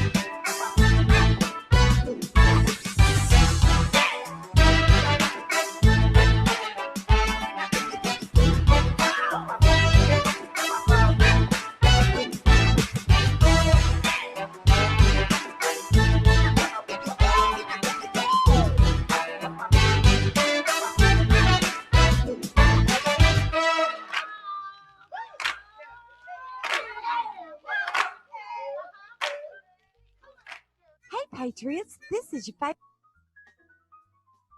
Oh, all right. I'm back. Yes, check out all those great shows. Coffee Talk with Sandra, UK Neil. Don't forget about your Boogie Stand flag. I would say something nice about Daywave and Rice, but he really disappointed Thomas today. Oh, poor Thomas. Minister of Fun Kimmy. She will be on tonight, somewhere around 10:30, 11 Eastern. Angst and Giggles, I think her show is now. That's Electrolux on Speakeasy. Check her out. Check her out. Okay, let's get back to it. There is some hope, though. We don't want to leave you like the Big Empty. Major Tom. Here's some. That gentleman is Big ads. Al. Big Al, right? Not ads. It's a heck of Actually, these are some interviews Fox did in New Jersey. Nickname, I love it. First of all, your reaction to the DNC as it's gone on this week. I really don't have a reaction. They're not impressive. They haven't done anything in 44 years, and I don't see them doing anything going forward. How about you, ma'am? Have you watched a little bit of it? I've only watched a little bit of it, but it seems like a big blame game. And, instead of doing what they're going to do for us, they're busy pointing fingers at Trump. And it just makes no sense to me. Absolutely. And ma'am, what about, is there anything Joe Biden's going to talk tonight. Is there anything you want to hear from him or would The want best thing I could hear from Joe Biden is that I am stepping aside. Trump deserves to win. I don't think we're going to hear that tonight. But remember, New Jersey is a blue state. So, to steal Sean Hannity's line, don't let your heart be troubled, I guess. You never know what's going to happen. What's your name? Ingrid Garcia. Ingrid, how are you? And these are your children and husband? My kids, my husband, yes. Nice to meet you. And you came from Peru in 2003. Okay, I watched this interview. Listen carefully to what she says. Very carefully. She says something key in here. I had to go back and listen to it again. I said, did she just say what I think she said? Now, they were all wearing Trump hats. Right? They're from Peru. Obviously, you're supporting the president. Why is that? Because when I came here, I got better opportunity. I got better education. My kids will have the same and better because Trump now is changing things around. People that believe socialism is good, they are wrong. I came from Peru. My neighbors are from Venezuela. I traveled to Venezuela when I was their ages. Beautiful country, and now it's destroyed. It's sad to see people that always had everything in their own country, right? Could work, live. See what's interesting, and this isn't the big shocker that I had heard. What's interesting is that anybody I've ever seen do an interview that was from a socialist country says, why would you want to do that here?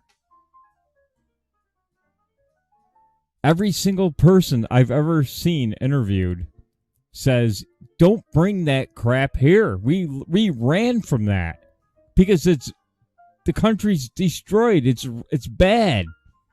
With their own children, now they have nothing. Now they have nothing. Yeah, Venezuela is a prime, but that was the wrong kind of socialism. We'll do it right this time. Okay. Every time it's tried, it's failed, and people end up in misery. But this time they didn't implement the right kind of socialism. They eating out of garbage. Now they came to Peru. I went to Peru back in 2018. Mm-hmm. They were in Peru asking for work. When they had it more than we did, they were doing better than Peru was doing then. This is America, the land of the freedom. This is the land of the opportunity. That's where my kids are going to be. But Trump's a racist. How could this lady like Trump? He's a racist. People say, oh, you're from Peru, you're going to get deported. I can get deported, but my kids will be. Did you catch it? Did you catch what you just said? People are telling her, you're from Peru and you can be deported. And she basically says, I don't care. My kids will stay here and enjoy freedom. That says a lot. I was shocked when she said that. Peru, you're going to get deported. I can get deported, but my kids will be here. Don't be afraid. Don't be afraid to say, Trump is my president. Don't be afraid. People trying to deny that, trying to ban us from saying that. Trump 2020. I think we found the star of the show, folks. What do you think? Holy shit.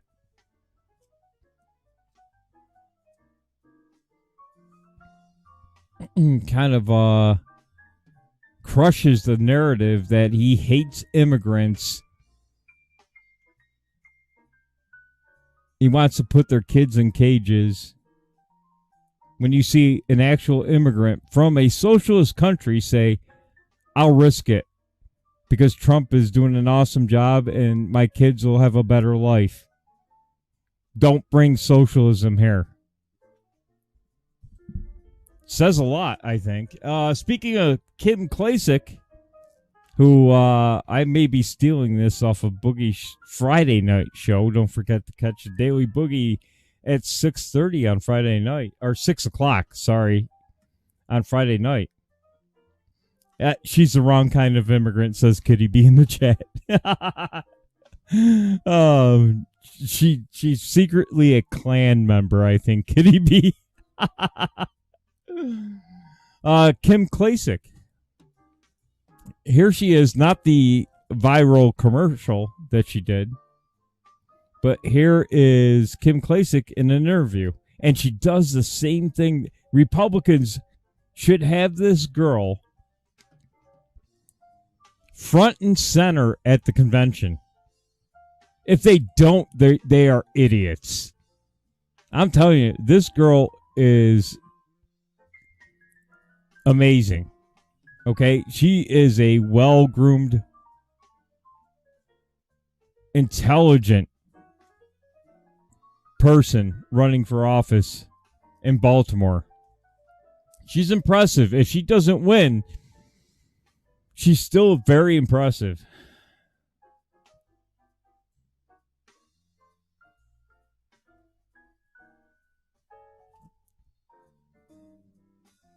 Jamaican clan. Kim Klacik, Republican congressional nominee in Maryland's 7th District, the seat that was held by... There's the red dress again. She probably wanted them to not put GOP congressional nominee on the chyron on the bottom. She probably said, "Can you please take that off? I don't want anybody to see that."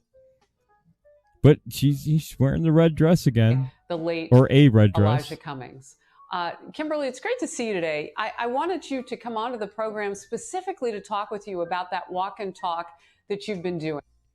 Now, I don't know when she started running, and I wish somebody would post the date she announced she was running, because I seem to recall, and if this is true, and Trump saw this girl and knew she was running, this was a pretty slick move on his part. When Donald Trump, remember, said, "Where's the money, Elijah?" Remember they were calling him a racist and went crazy because he went after the great Elijah, untouchable Elijah Cummings, and he just kept throwing it out there. Billions of dollars went to Baltimore City. Where'd it go? Where's the money? Where's the money, Elijah? Anybody recall that? Remember the uproar in the media? How dare he question the integrity of the civil rights leader, Elijah Cummings? I think he did it. And I'm not a big Trump is 5D chess guy. He's a businessman and a slick one, too. And any slick businessman would say, "Who's this girl running in Baltimore? I'll help her without even telling anybody I'm helping her."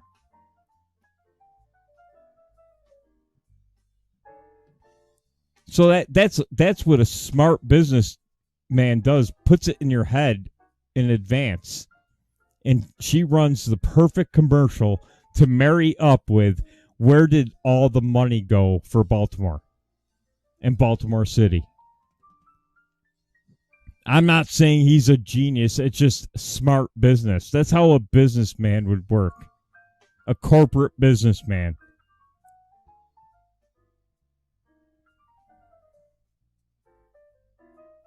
But Dead Jedi, do you remember when he said that? Do you think he knew this girl was running, and maybe he met her at one point before saying that? and without actually endorsing her or throwing any shade her way, because that would hurt her, him backing her directly. He gave her an indirect nudge by saying,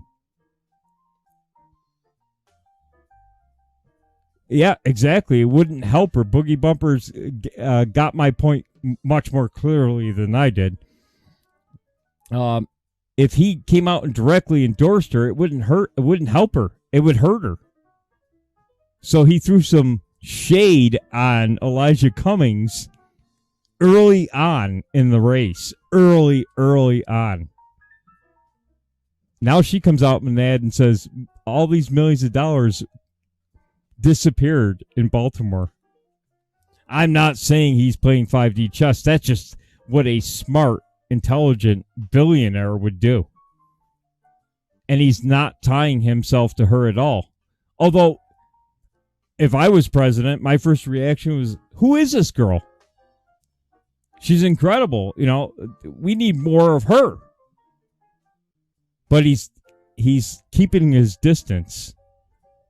That's what a smart businessman does. So he threw some indirect shade her way, some indirect help her way by going after Cummings so that she didn't have to. Then the guy passes away, but, right? Elijah Cummings passed away, right? Or is that the other man? I'm thinking of John Lewis. I think Elijah Cummings passed away too, but he put the doubt in people's minds early without attaching himself to her, because that would be a dud for her in Baltimore. So as a smart businessman, not playing 5G chess, he helped her indirectly.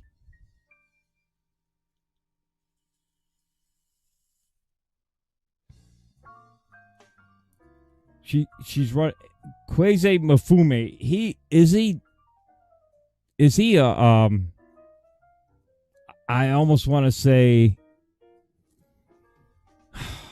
what is he? He is some radical leftist group, isn't he? Or am I wrong? Is he tied to the Black Panthers or BLM?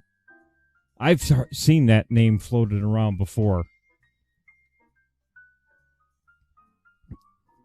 Although Dead Jedi, you got to admit, she's running a pretty intelligent campaign, and I think the Republicans should learn some lessons from her. Because she's using the Democrat playbook to a T. She's using the same strategy the Democrats did in 2018.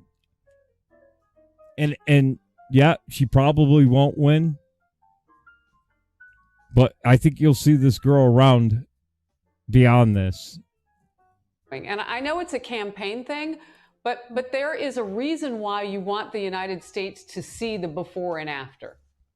Yeah, absolutely. You know, oftentimes, first of all, thank you for having me, Harris. I really appreciate it. But oftentimes we see so many times where the mainstream media shows you this narrative of racism or defunding the police or Black Lives Matter, and we don't actually see what's going on in some of these inner cities. You know, there's a homelessness issue. There's an issue in Baltimore City with vacant homes, abandoned homes that have been sitting there for over 30 years. We have a problem with crime and violence. Oh, okay. He's a far leftist. I thought so, because I think I've seen him in some interviews where he's just way out there. And if you see in that video, it shows you where this area has just been left neglected for about 20, 30 years. And there's actually people that live there. And so often, you know, in Baltimore City, we talk about the nice areas, and there are great areas in Baltimore, you know, the Inner Harbor, Harbor East, but there's also areas like Sandtown, Easterwood. Now, the Inner Harbor, is that not where Camden Yards is? Because I believe I've been to Baltimore several times, and we actually got lost in Baltimore and ended up in some pretty rough neighborhoods. But we went to a game at Camden Yards, and I think that's the Inner Harbor, right? If I'm not mistaken.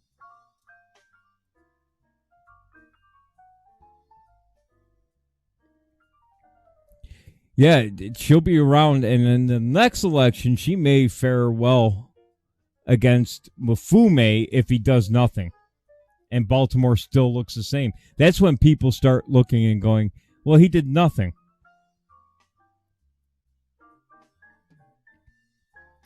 In Carrollton Ridge, and those are the areas that I wish to represent in the 7th District. And so I say, you know what, we've got to give a voice to the voiceless. You know, these people have been, trying to raise the alarm for such a long time. We've got the education system in itself is a bad situation. We've got kids that are graduating high school unable to read, do basic math or write. And so we've got to fix these issues. We've got to bring career opportunities to the area.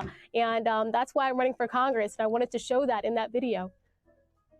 Yeah, and what's interesting about this, people may look at this and say, well, it's a pandemic, but I say before and after, those pictures look like they could come after a pandemic, and rioting and whatnot. But oh, people are trying to discount her video by saying it's because of the pandemic.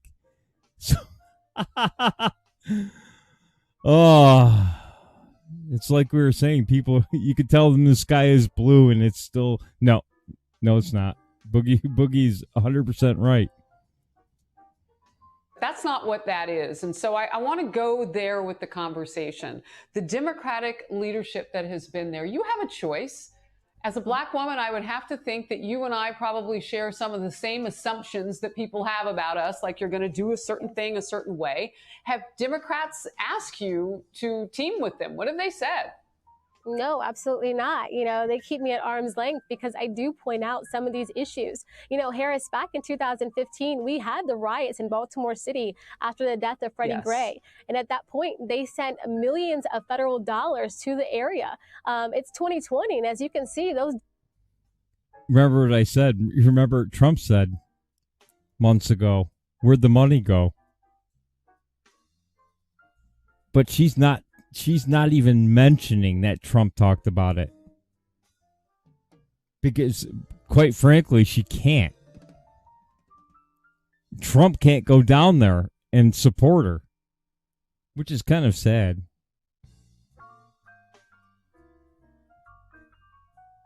So Dead Jedi's confirming that area's looked like that for 10 years or more, and she's not lying. Dollars never made it to the area. And so Where for are me, they? exactly. And here I am as a Republican. What did I just say? I'm not a politician. I've never run for office. So I can follow that money for no fear, no favor, and try to see where it went and actually implement it in the right places. I mean, people have been left out in just, I don't even know how to call it. You look at it and it's just devastating.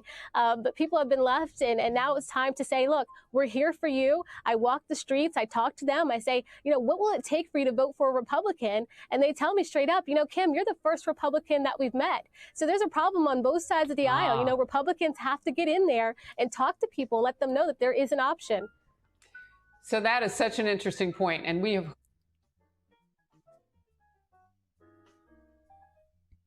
I mean, Donald Trump did it, right? But why are the Republicans so afraid of doing that? He did do it in the 2016 campaign. He said, what do you got to lose? Vote for me. I think that's the first Republican I've heard in decades even attempt to try to get the vote from those communities. They just avoid it. Well, that's locked up with the Democrat Party. No sense in wasting money over there.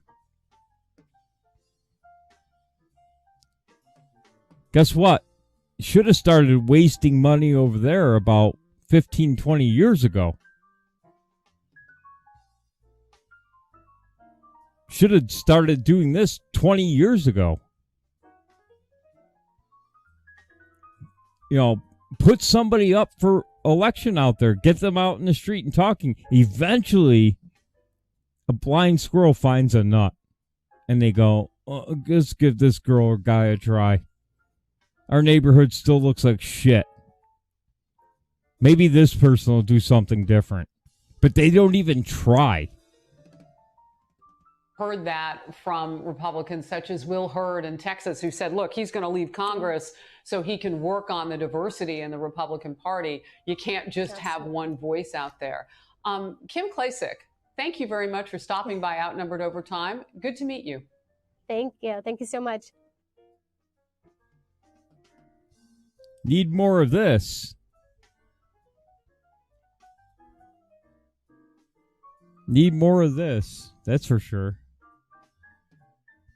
Well, I wish her luck. And hopefully, in the next election, or if she sticks to it, the election after that, she gets a chance.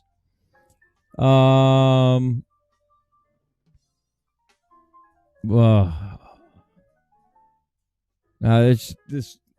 I'll go over this quick. I pulled it. I'm not even going to play it. Barack Obama abandons hope and change in DNC speech because they're not talking about platforms, so they have to just go after Trump. That's the strategy for right now to help the down ballots.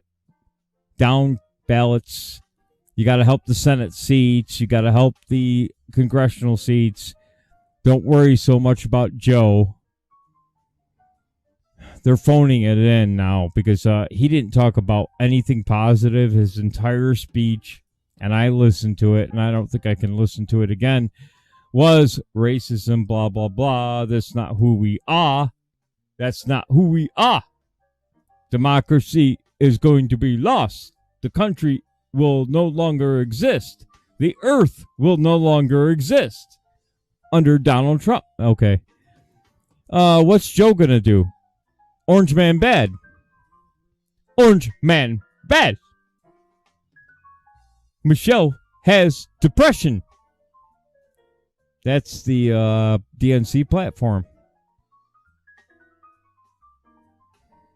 What's happening during the DNC platform, which is, and I've followed politics for a while, unusual. And this is why I think they're phoning it in. Trump's approval rating is rising. And he's closed the gap with Joe Biden within the margin of error. Now, Joe Biden had a 13 to 14 point lead a month ago. Historically, after and during your convention, historically, your party gets what they call the bump. You get a bump from your convention. Now, this is early, right? The convention ended, or is ending tonight. But it's highly unusual for the opposing party to receive a bump during your convention. That's highly unusual. And I think it's because of what the people in the two clips from New Jersey were saying was that the Democrats aren't talking about anything they would do different. They are just bashing Trump. 3 nights of bashing Trump. So they're phoning it in. They're going for the campaign money. They're going for the Senate. It's becoming painfully obvious the more I think about it. See, the DNC has a little enthusiasm for Biden. Depression is normal in transgender people. Oh, that's funny right there. I don't care who you are. So, for Donald Trump to get a bump during the DNC convention,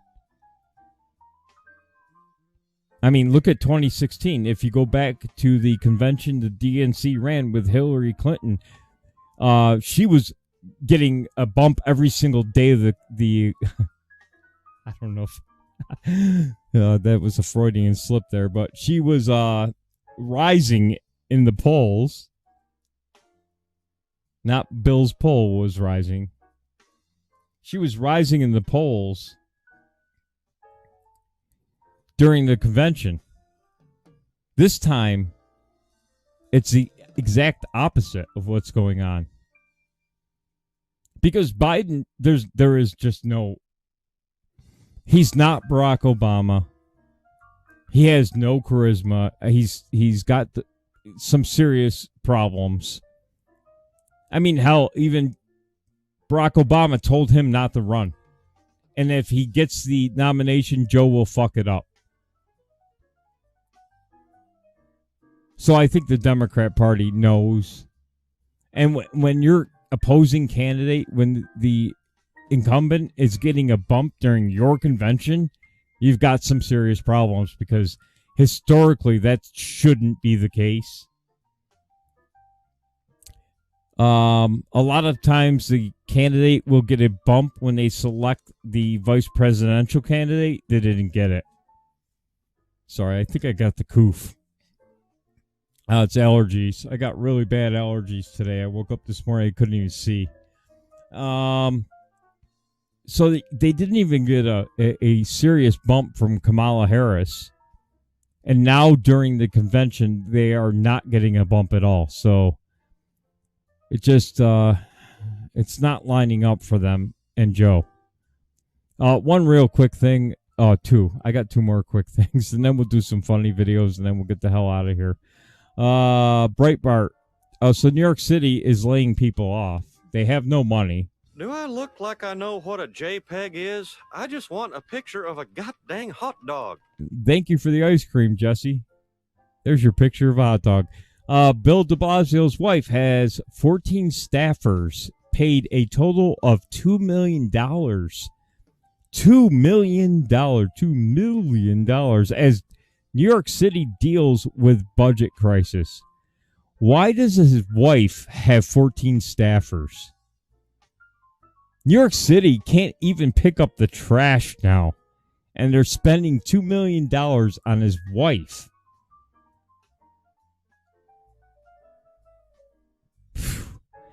Well, if you missed Tuesday's show, go back and look at it. What is actually happening to New York City? The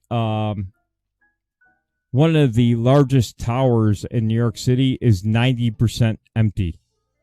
And the people that work in those towers are not planning to come back. So New York City is going to have some serious problems. I posted a link last night too. If you catch the replay, the link should be there. I got to create a place for show notes, but the shows are available on BitChute as well. But an article written that New York City is dead. It's never coming back. People are leaving in droves. And yet, here is the king of New York City, our new monarch in New York City.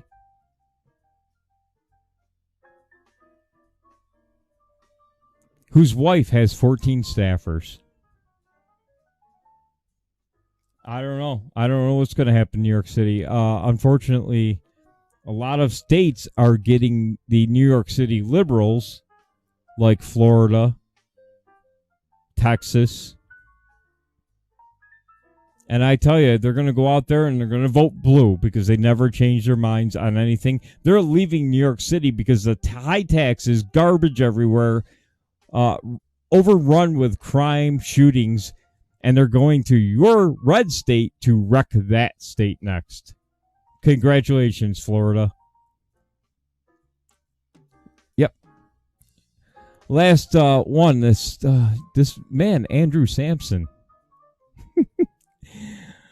This guy is unbelievable. Because Bay Area folks refuse to pay taxes. I'm sorry, but they pay high taxes in San Francisco. Push homeless shelters out of their neighborhoods. Who wants homeless encampments in your neighborhood? Not me. Fight against social programs that help the local populace suffering from addiction and participate in gentrification. Here come these liberal professors with their terms, which is skyrocketing up real estate prices. Real estate prices. I sound like an Oriental there. Well, I am half Asian, so. Of course, there is the entitlement and privilege that comes with all that. Someone breaking into your... Hold on, listen to this nutcase. Someone breaking into your house should make you question why they felt that was their only choice and how the system failed them. So as somebody's breaking into your home, you should step back and say, gee, I wonder why he's doing this. I wonder who disenfranchised them. Fucking morons. Because this is such a controversial take, allow me to state it again. If people break into your home, remember physical goods are replaceable. You have insurance, don't you? And question why the system is failing the individuals who commit these nonviolent crimes. Breaking into your home is not a big deal. And them taking your stuff, so what? You have insurance. But you should be ashamed that you did not think about that person and why they're suffering.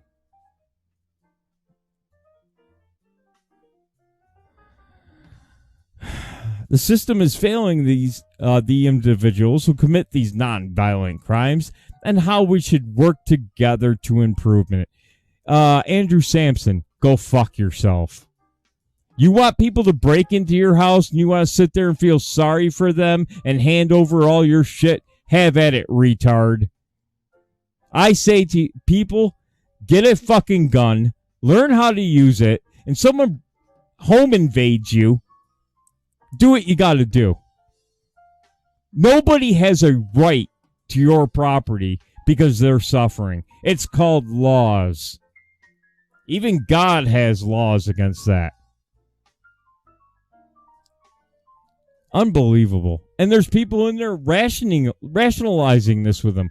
Yes, this is... Yeah, I agree.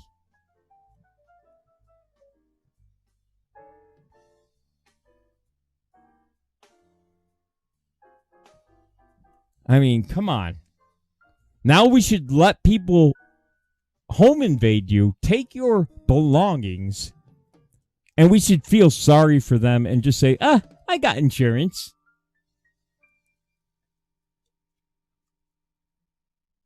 These people are complete psychopaths. They just want a country of anarchy where anybody takes what they want. And then the insurance company will pay for it. Take it. The insurance company will pay for it. Okay. Since I'm part Asian and I'm getting overheated here. Hold on. I got to turn the air back on.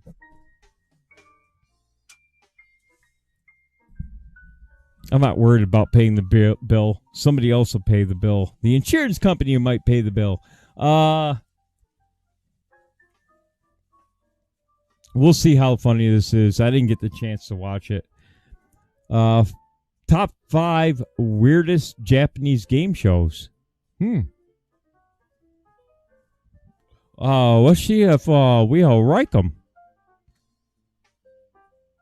And then we'll close it. I'll open up the chest after this. そして筒の中に入れるものはこちらでございます。こ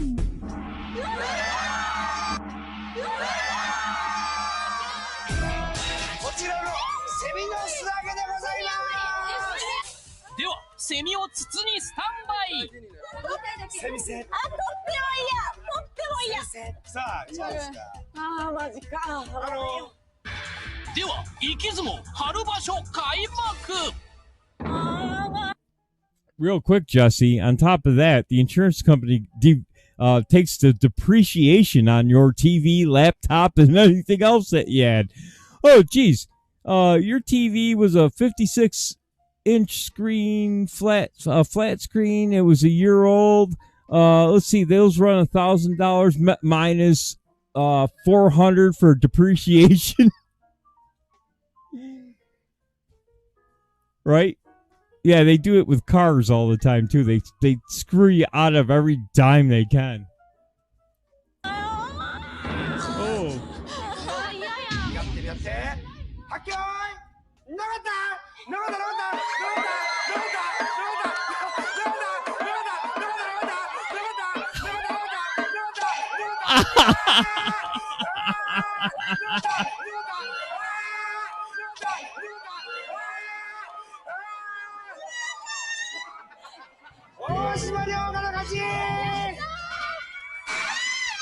That's right, Jesse. They Pawn Stars. They do the Pawn Stars thing. You know, I know it's worth 10 grand, but you know that computer you had that you built is worth 10 grand, but today's market value, we're only gonna give you 5. Oh.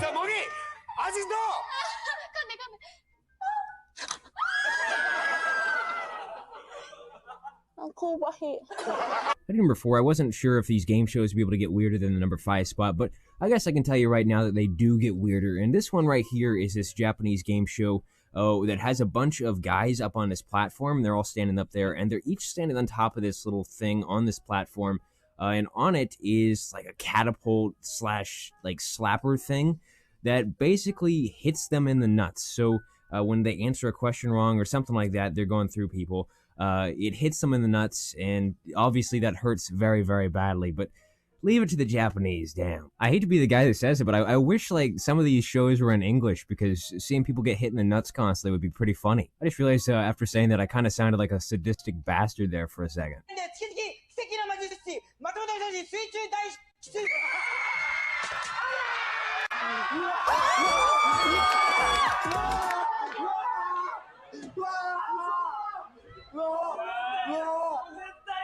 Oh.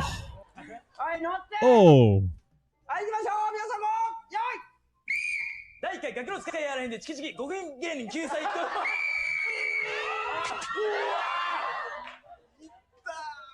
痛い絶対痛いわはい次行こうはい先生のタイトルはこちら第1回ガキの使いやらへんでチキチキハゲマ男の勲章だここにございながら甘みあるゲッチたい違う Oh. This is a game show. Holy shit. Ow. 第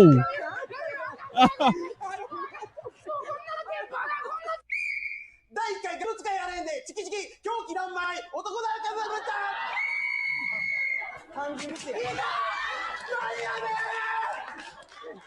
In the number 3 spot, we've got the Slippery Stairs game show, and these people, they're all trying to get to the top of these stairs, except on these stairs, there's just a shitload of slippery stuff. I don't know if it's oil or lube or... Who really knows, to be honest with you? This is Japan, for fuck's sakes. It could be jizz for all I know. I'll let your imagination decide, but they're all trying to get up these stairs, and obviously they can't because it's so retardedly slippery. They fall back into each other, and it's just a wild little ride. To be fair, this is one of the few ones on this list that actually looks like it might be a little bit fun to be a part of instead of having a cicada shoved down your throat or getting hit in the nuts multiple times.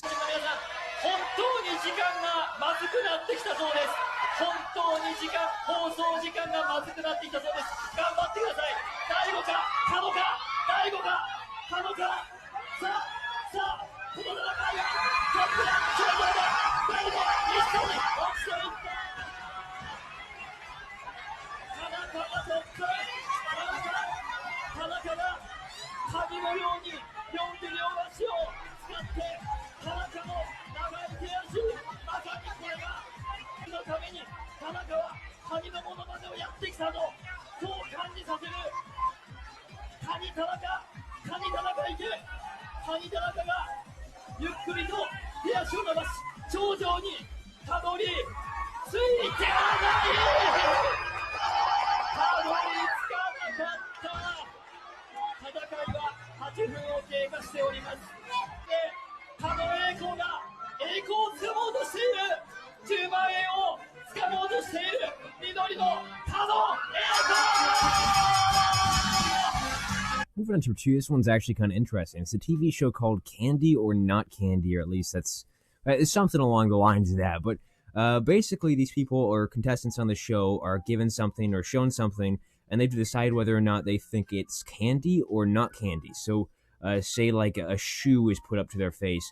It might be made out of like really professionally made candy or chocolate or something like that to look like super real, like a real shoe. They just have to bite into it, and if it's hard and they can't bite, well, they're screwed. They just bit a shoe, but sometimes they bite, chocolate or something like that. It's basically the whole premise of this show. AD が入ってるやつかもしれない。さあ、パリッと。どうだ。どうですか。食べてない。美味しい。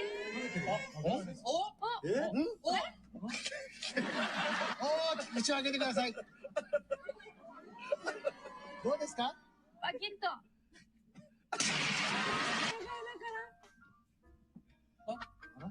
どうですか。あれ。すげえ力なんじゃない。侮辱的なこと待て。本当にすげえ。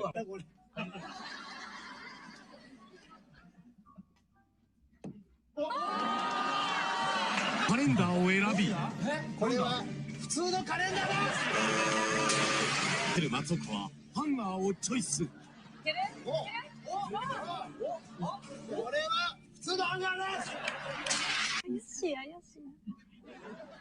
いや、すごい絵だよこれも。来た？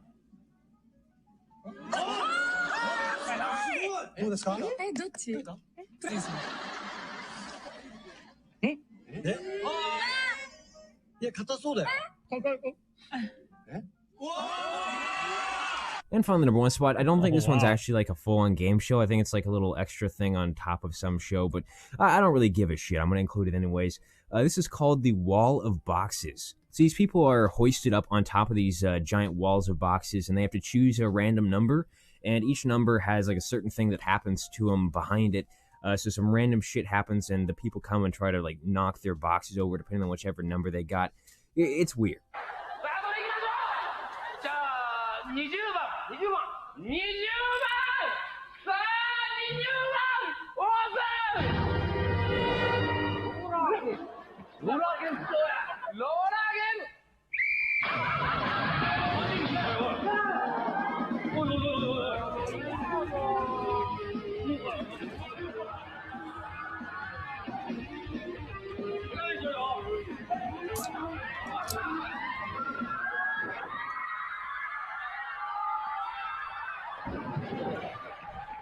That actually looks like fun.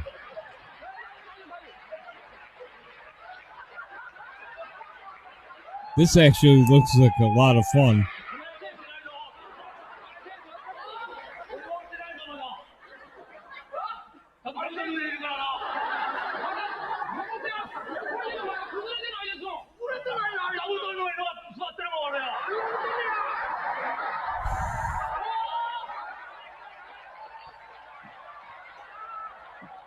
Those are the clips that I have for today's video. Hope you guys did enjoy it. If you did, make sure you like on this video. If we can break 10,000 likes, Kitty sent one more really appreciate that. before Also, we get out of here, and I open up tell me the which one of these chest. clips is your favorite. Like which one of these? Before I open up the chest, we'll play. Kitty sent a link out there. I'm gonna play it. Kitty, quick with the links. Oh, Korean. All right. Funny Korean game show. Back that up. Let's see what we got here.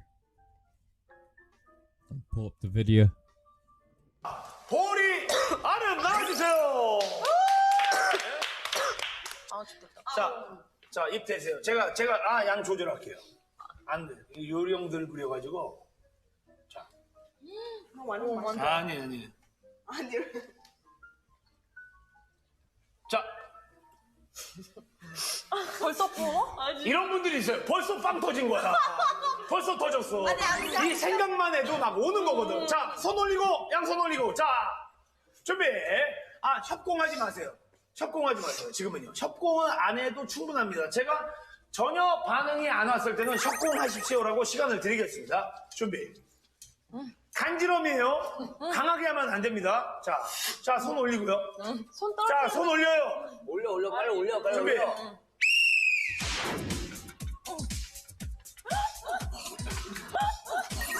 너무 좋아. 아니, 어떻게 저런 표정이 나와?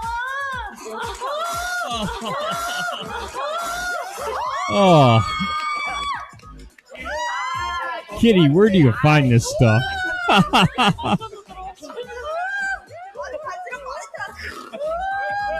수 있어요.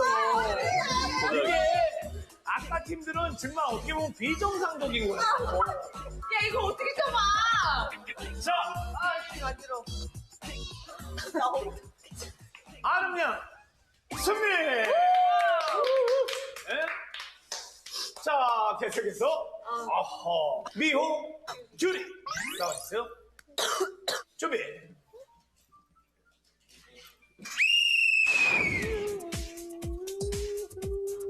야, 너는 무슨 뭐 유적지 발굴하니? 한 이렇게 도자기 발굴했어. 뭐 하는 거야? 자, 협고.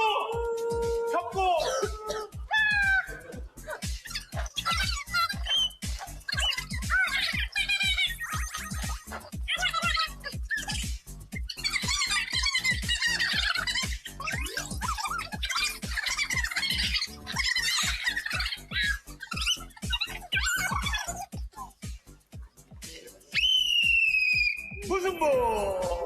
야, 잘 참았어요. 애들이 예. 대단합니다. 대단해요. 자, 오빠 나 뿜어도 돼 우승팀은요. 잘 참았어요. Kitty.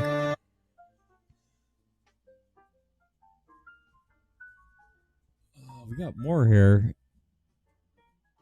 Where's the rest of it? Is it all dead air after that? It is. It's like a minute and a half of dead air.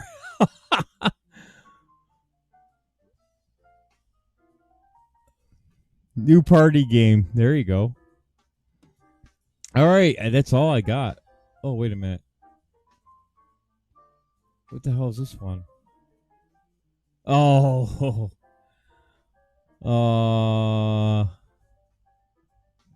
Time is it? Oh, maybe I can squeeze this one in if I hurry. Some funny European commercials. We'll see.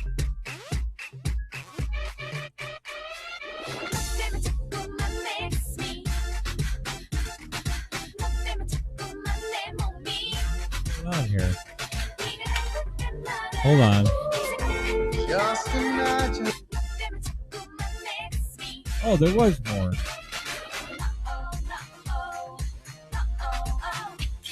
There was more, apparently.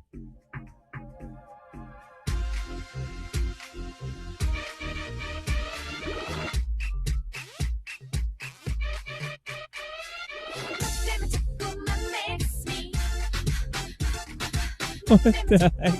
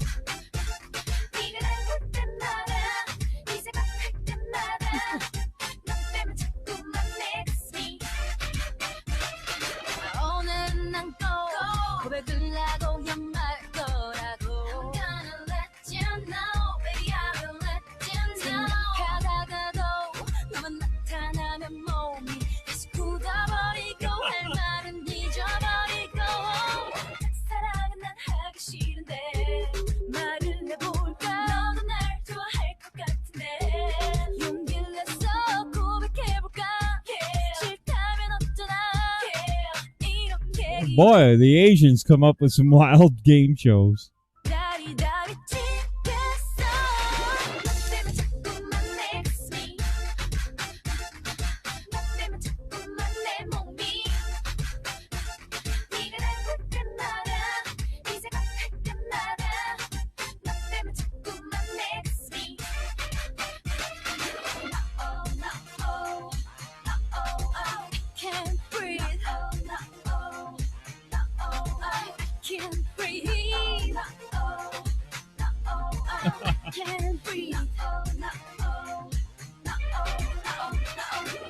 눈이 마주칠 때마다 심장이 잠시 멈춰 네가 돌아설 때마다 슬픔이 나를 덮쳐 내 마음속에 갇혀 있는 이 사랑을 주고 싶어 미쳐 받아줘 대쳐 Here's my love baby boy I just can't breathe baby 자꾸만 next me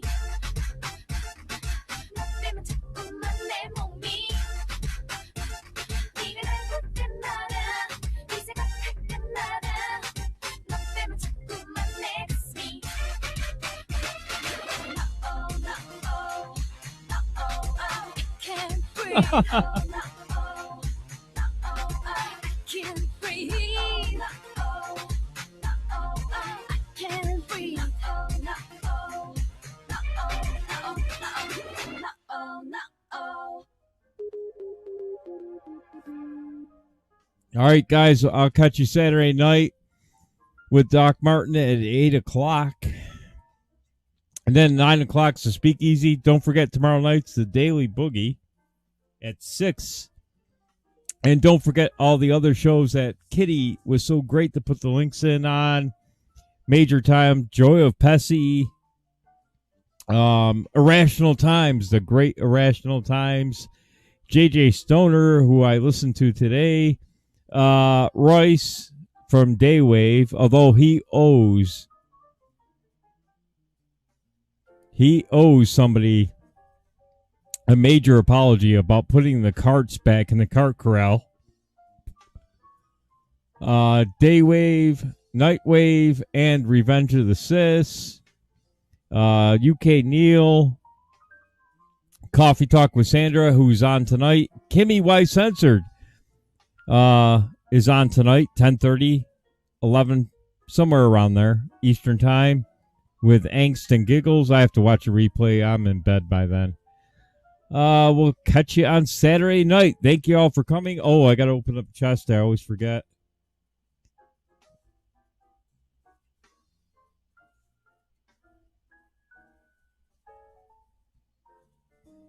Let's get those rewards out there.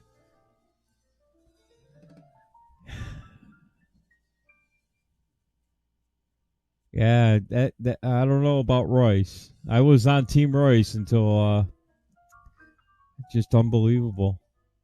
He's got a lot of work to do to make up to somebody on that cart, returning those carts, I'll tell you what.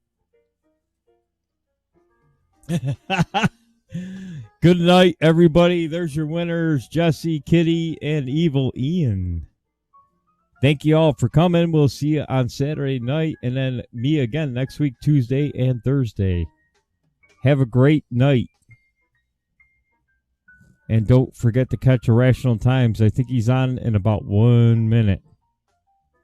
Royce is a terrorist. Yes, he is. Night, everybody. Get over to Irrational Times. Have a great night.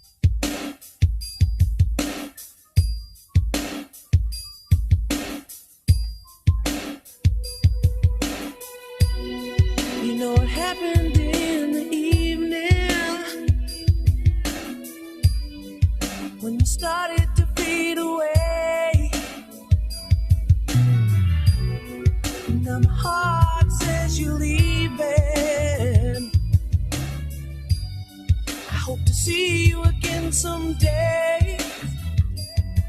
Why did it have to happen? Why did it end this way? You know I miss you every moment. Doesn't matter if it's night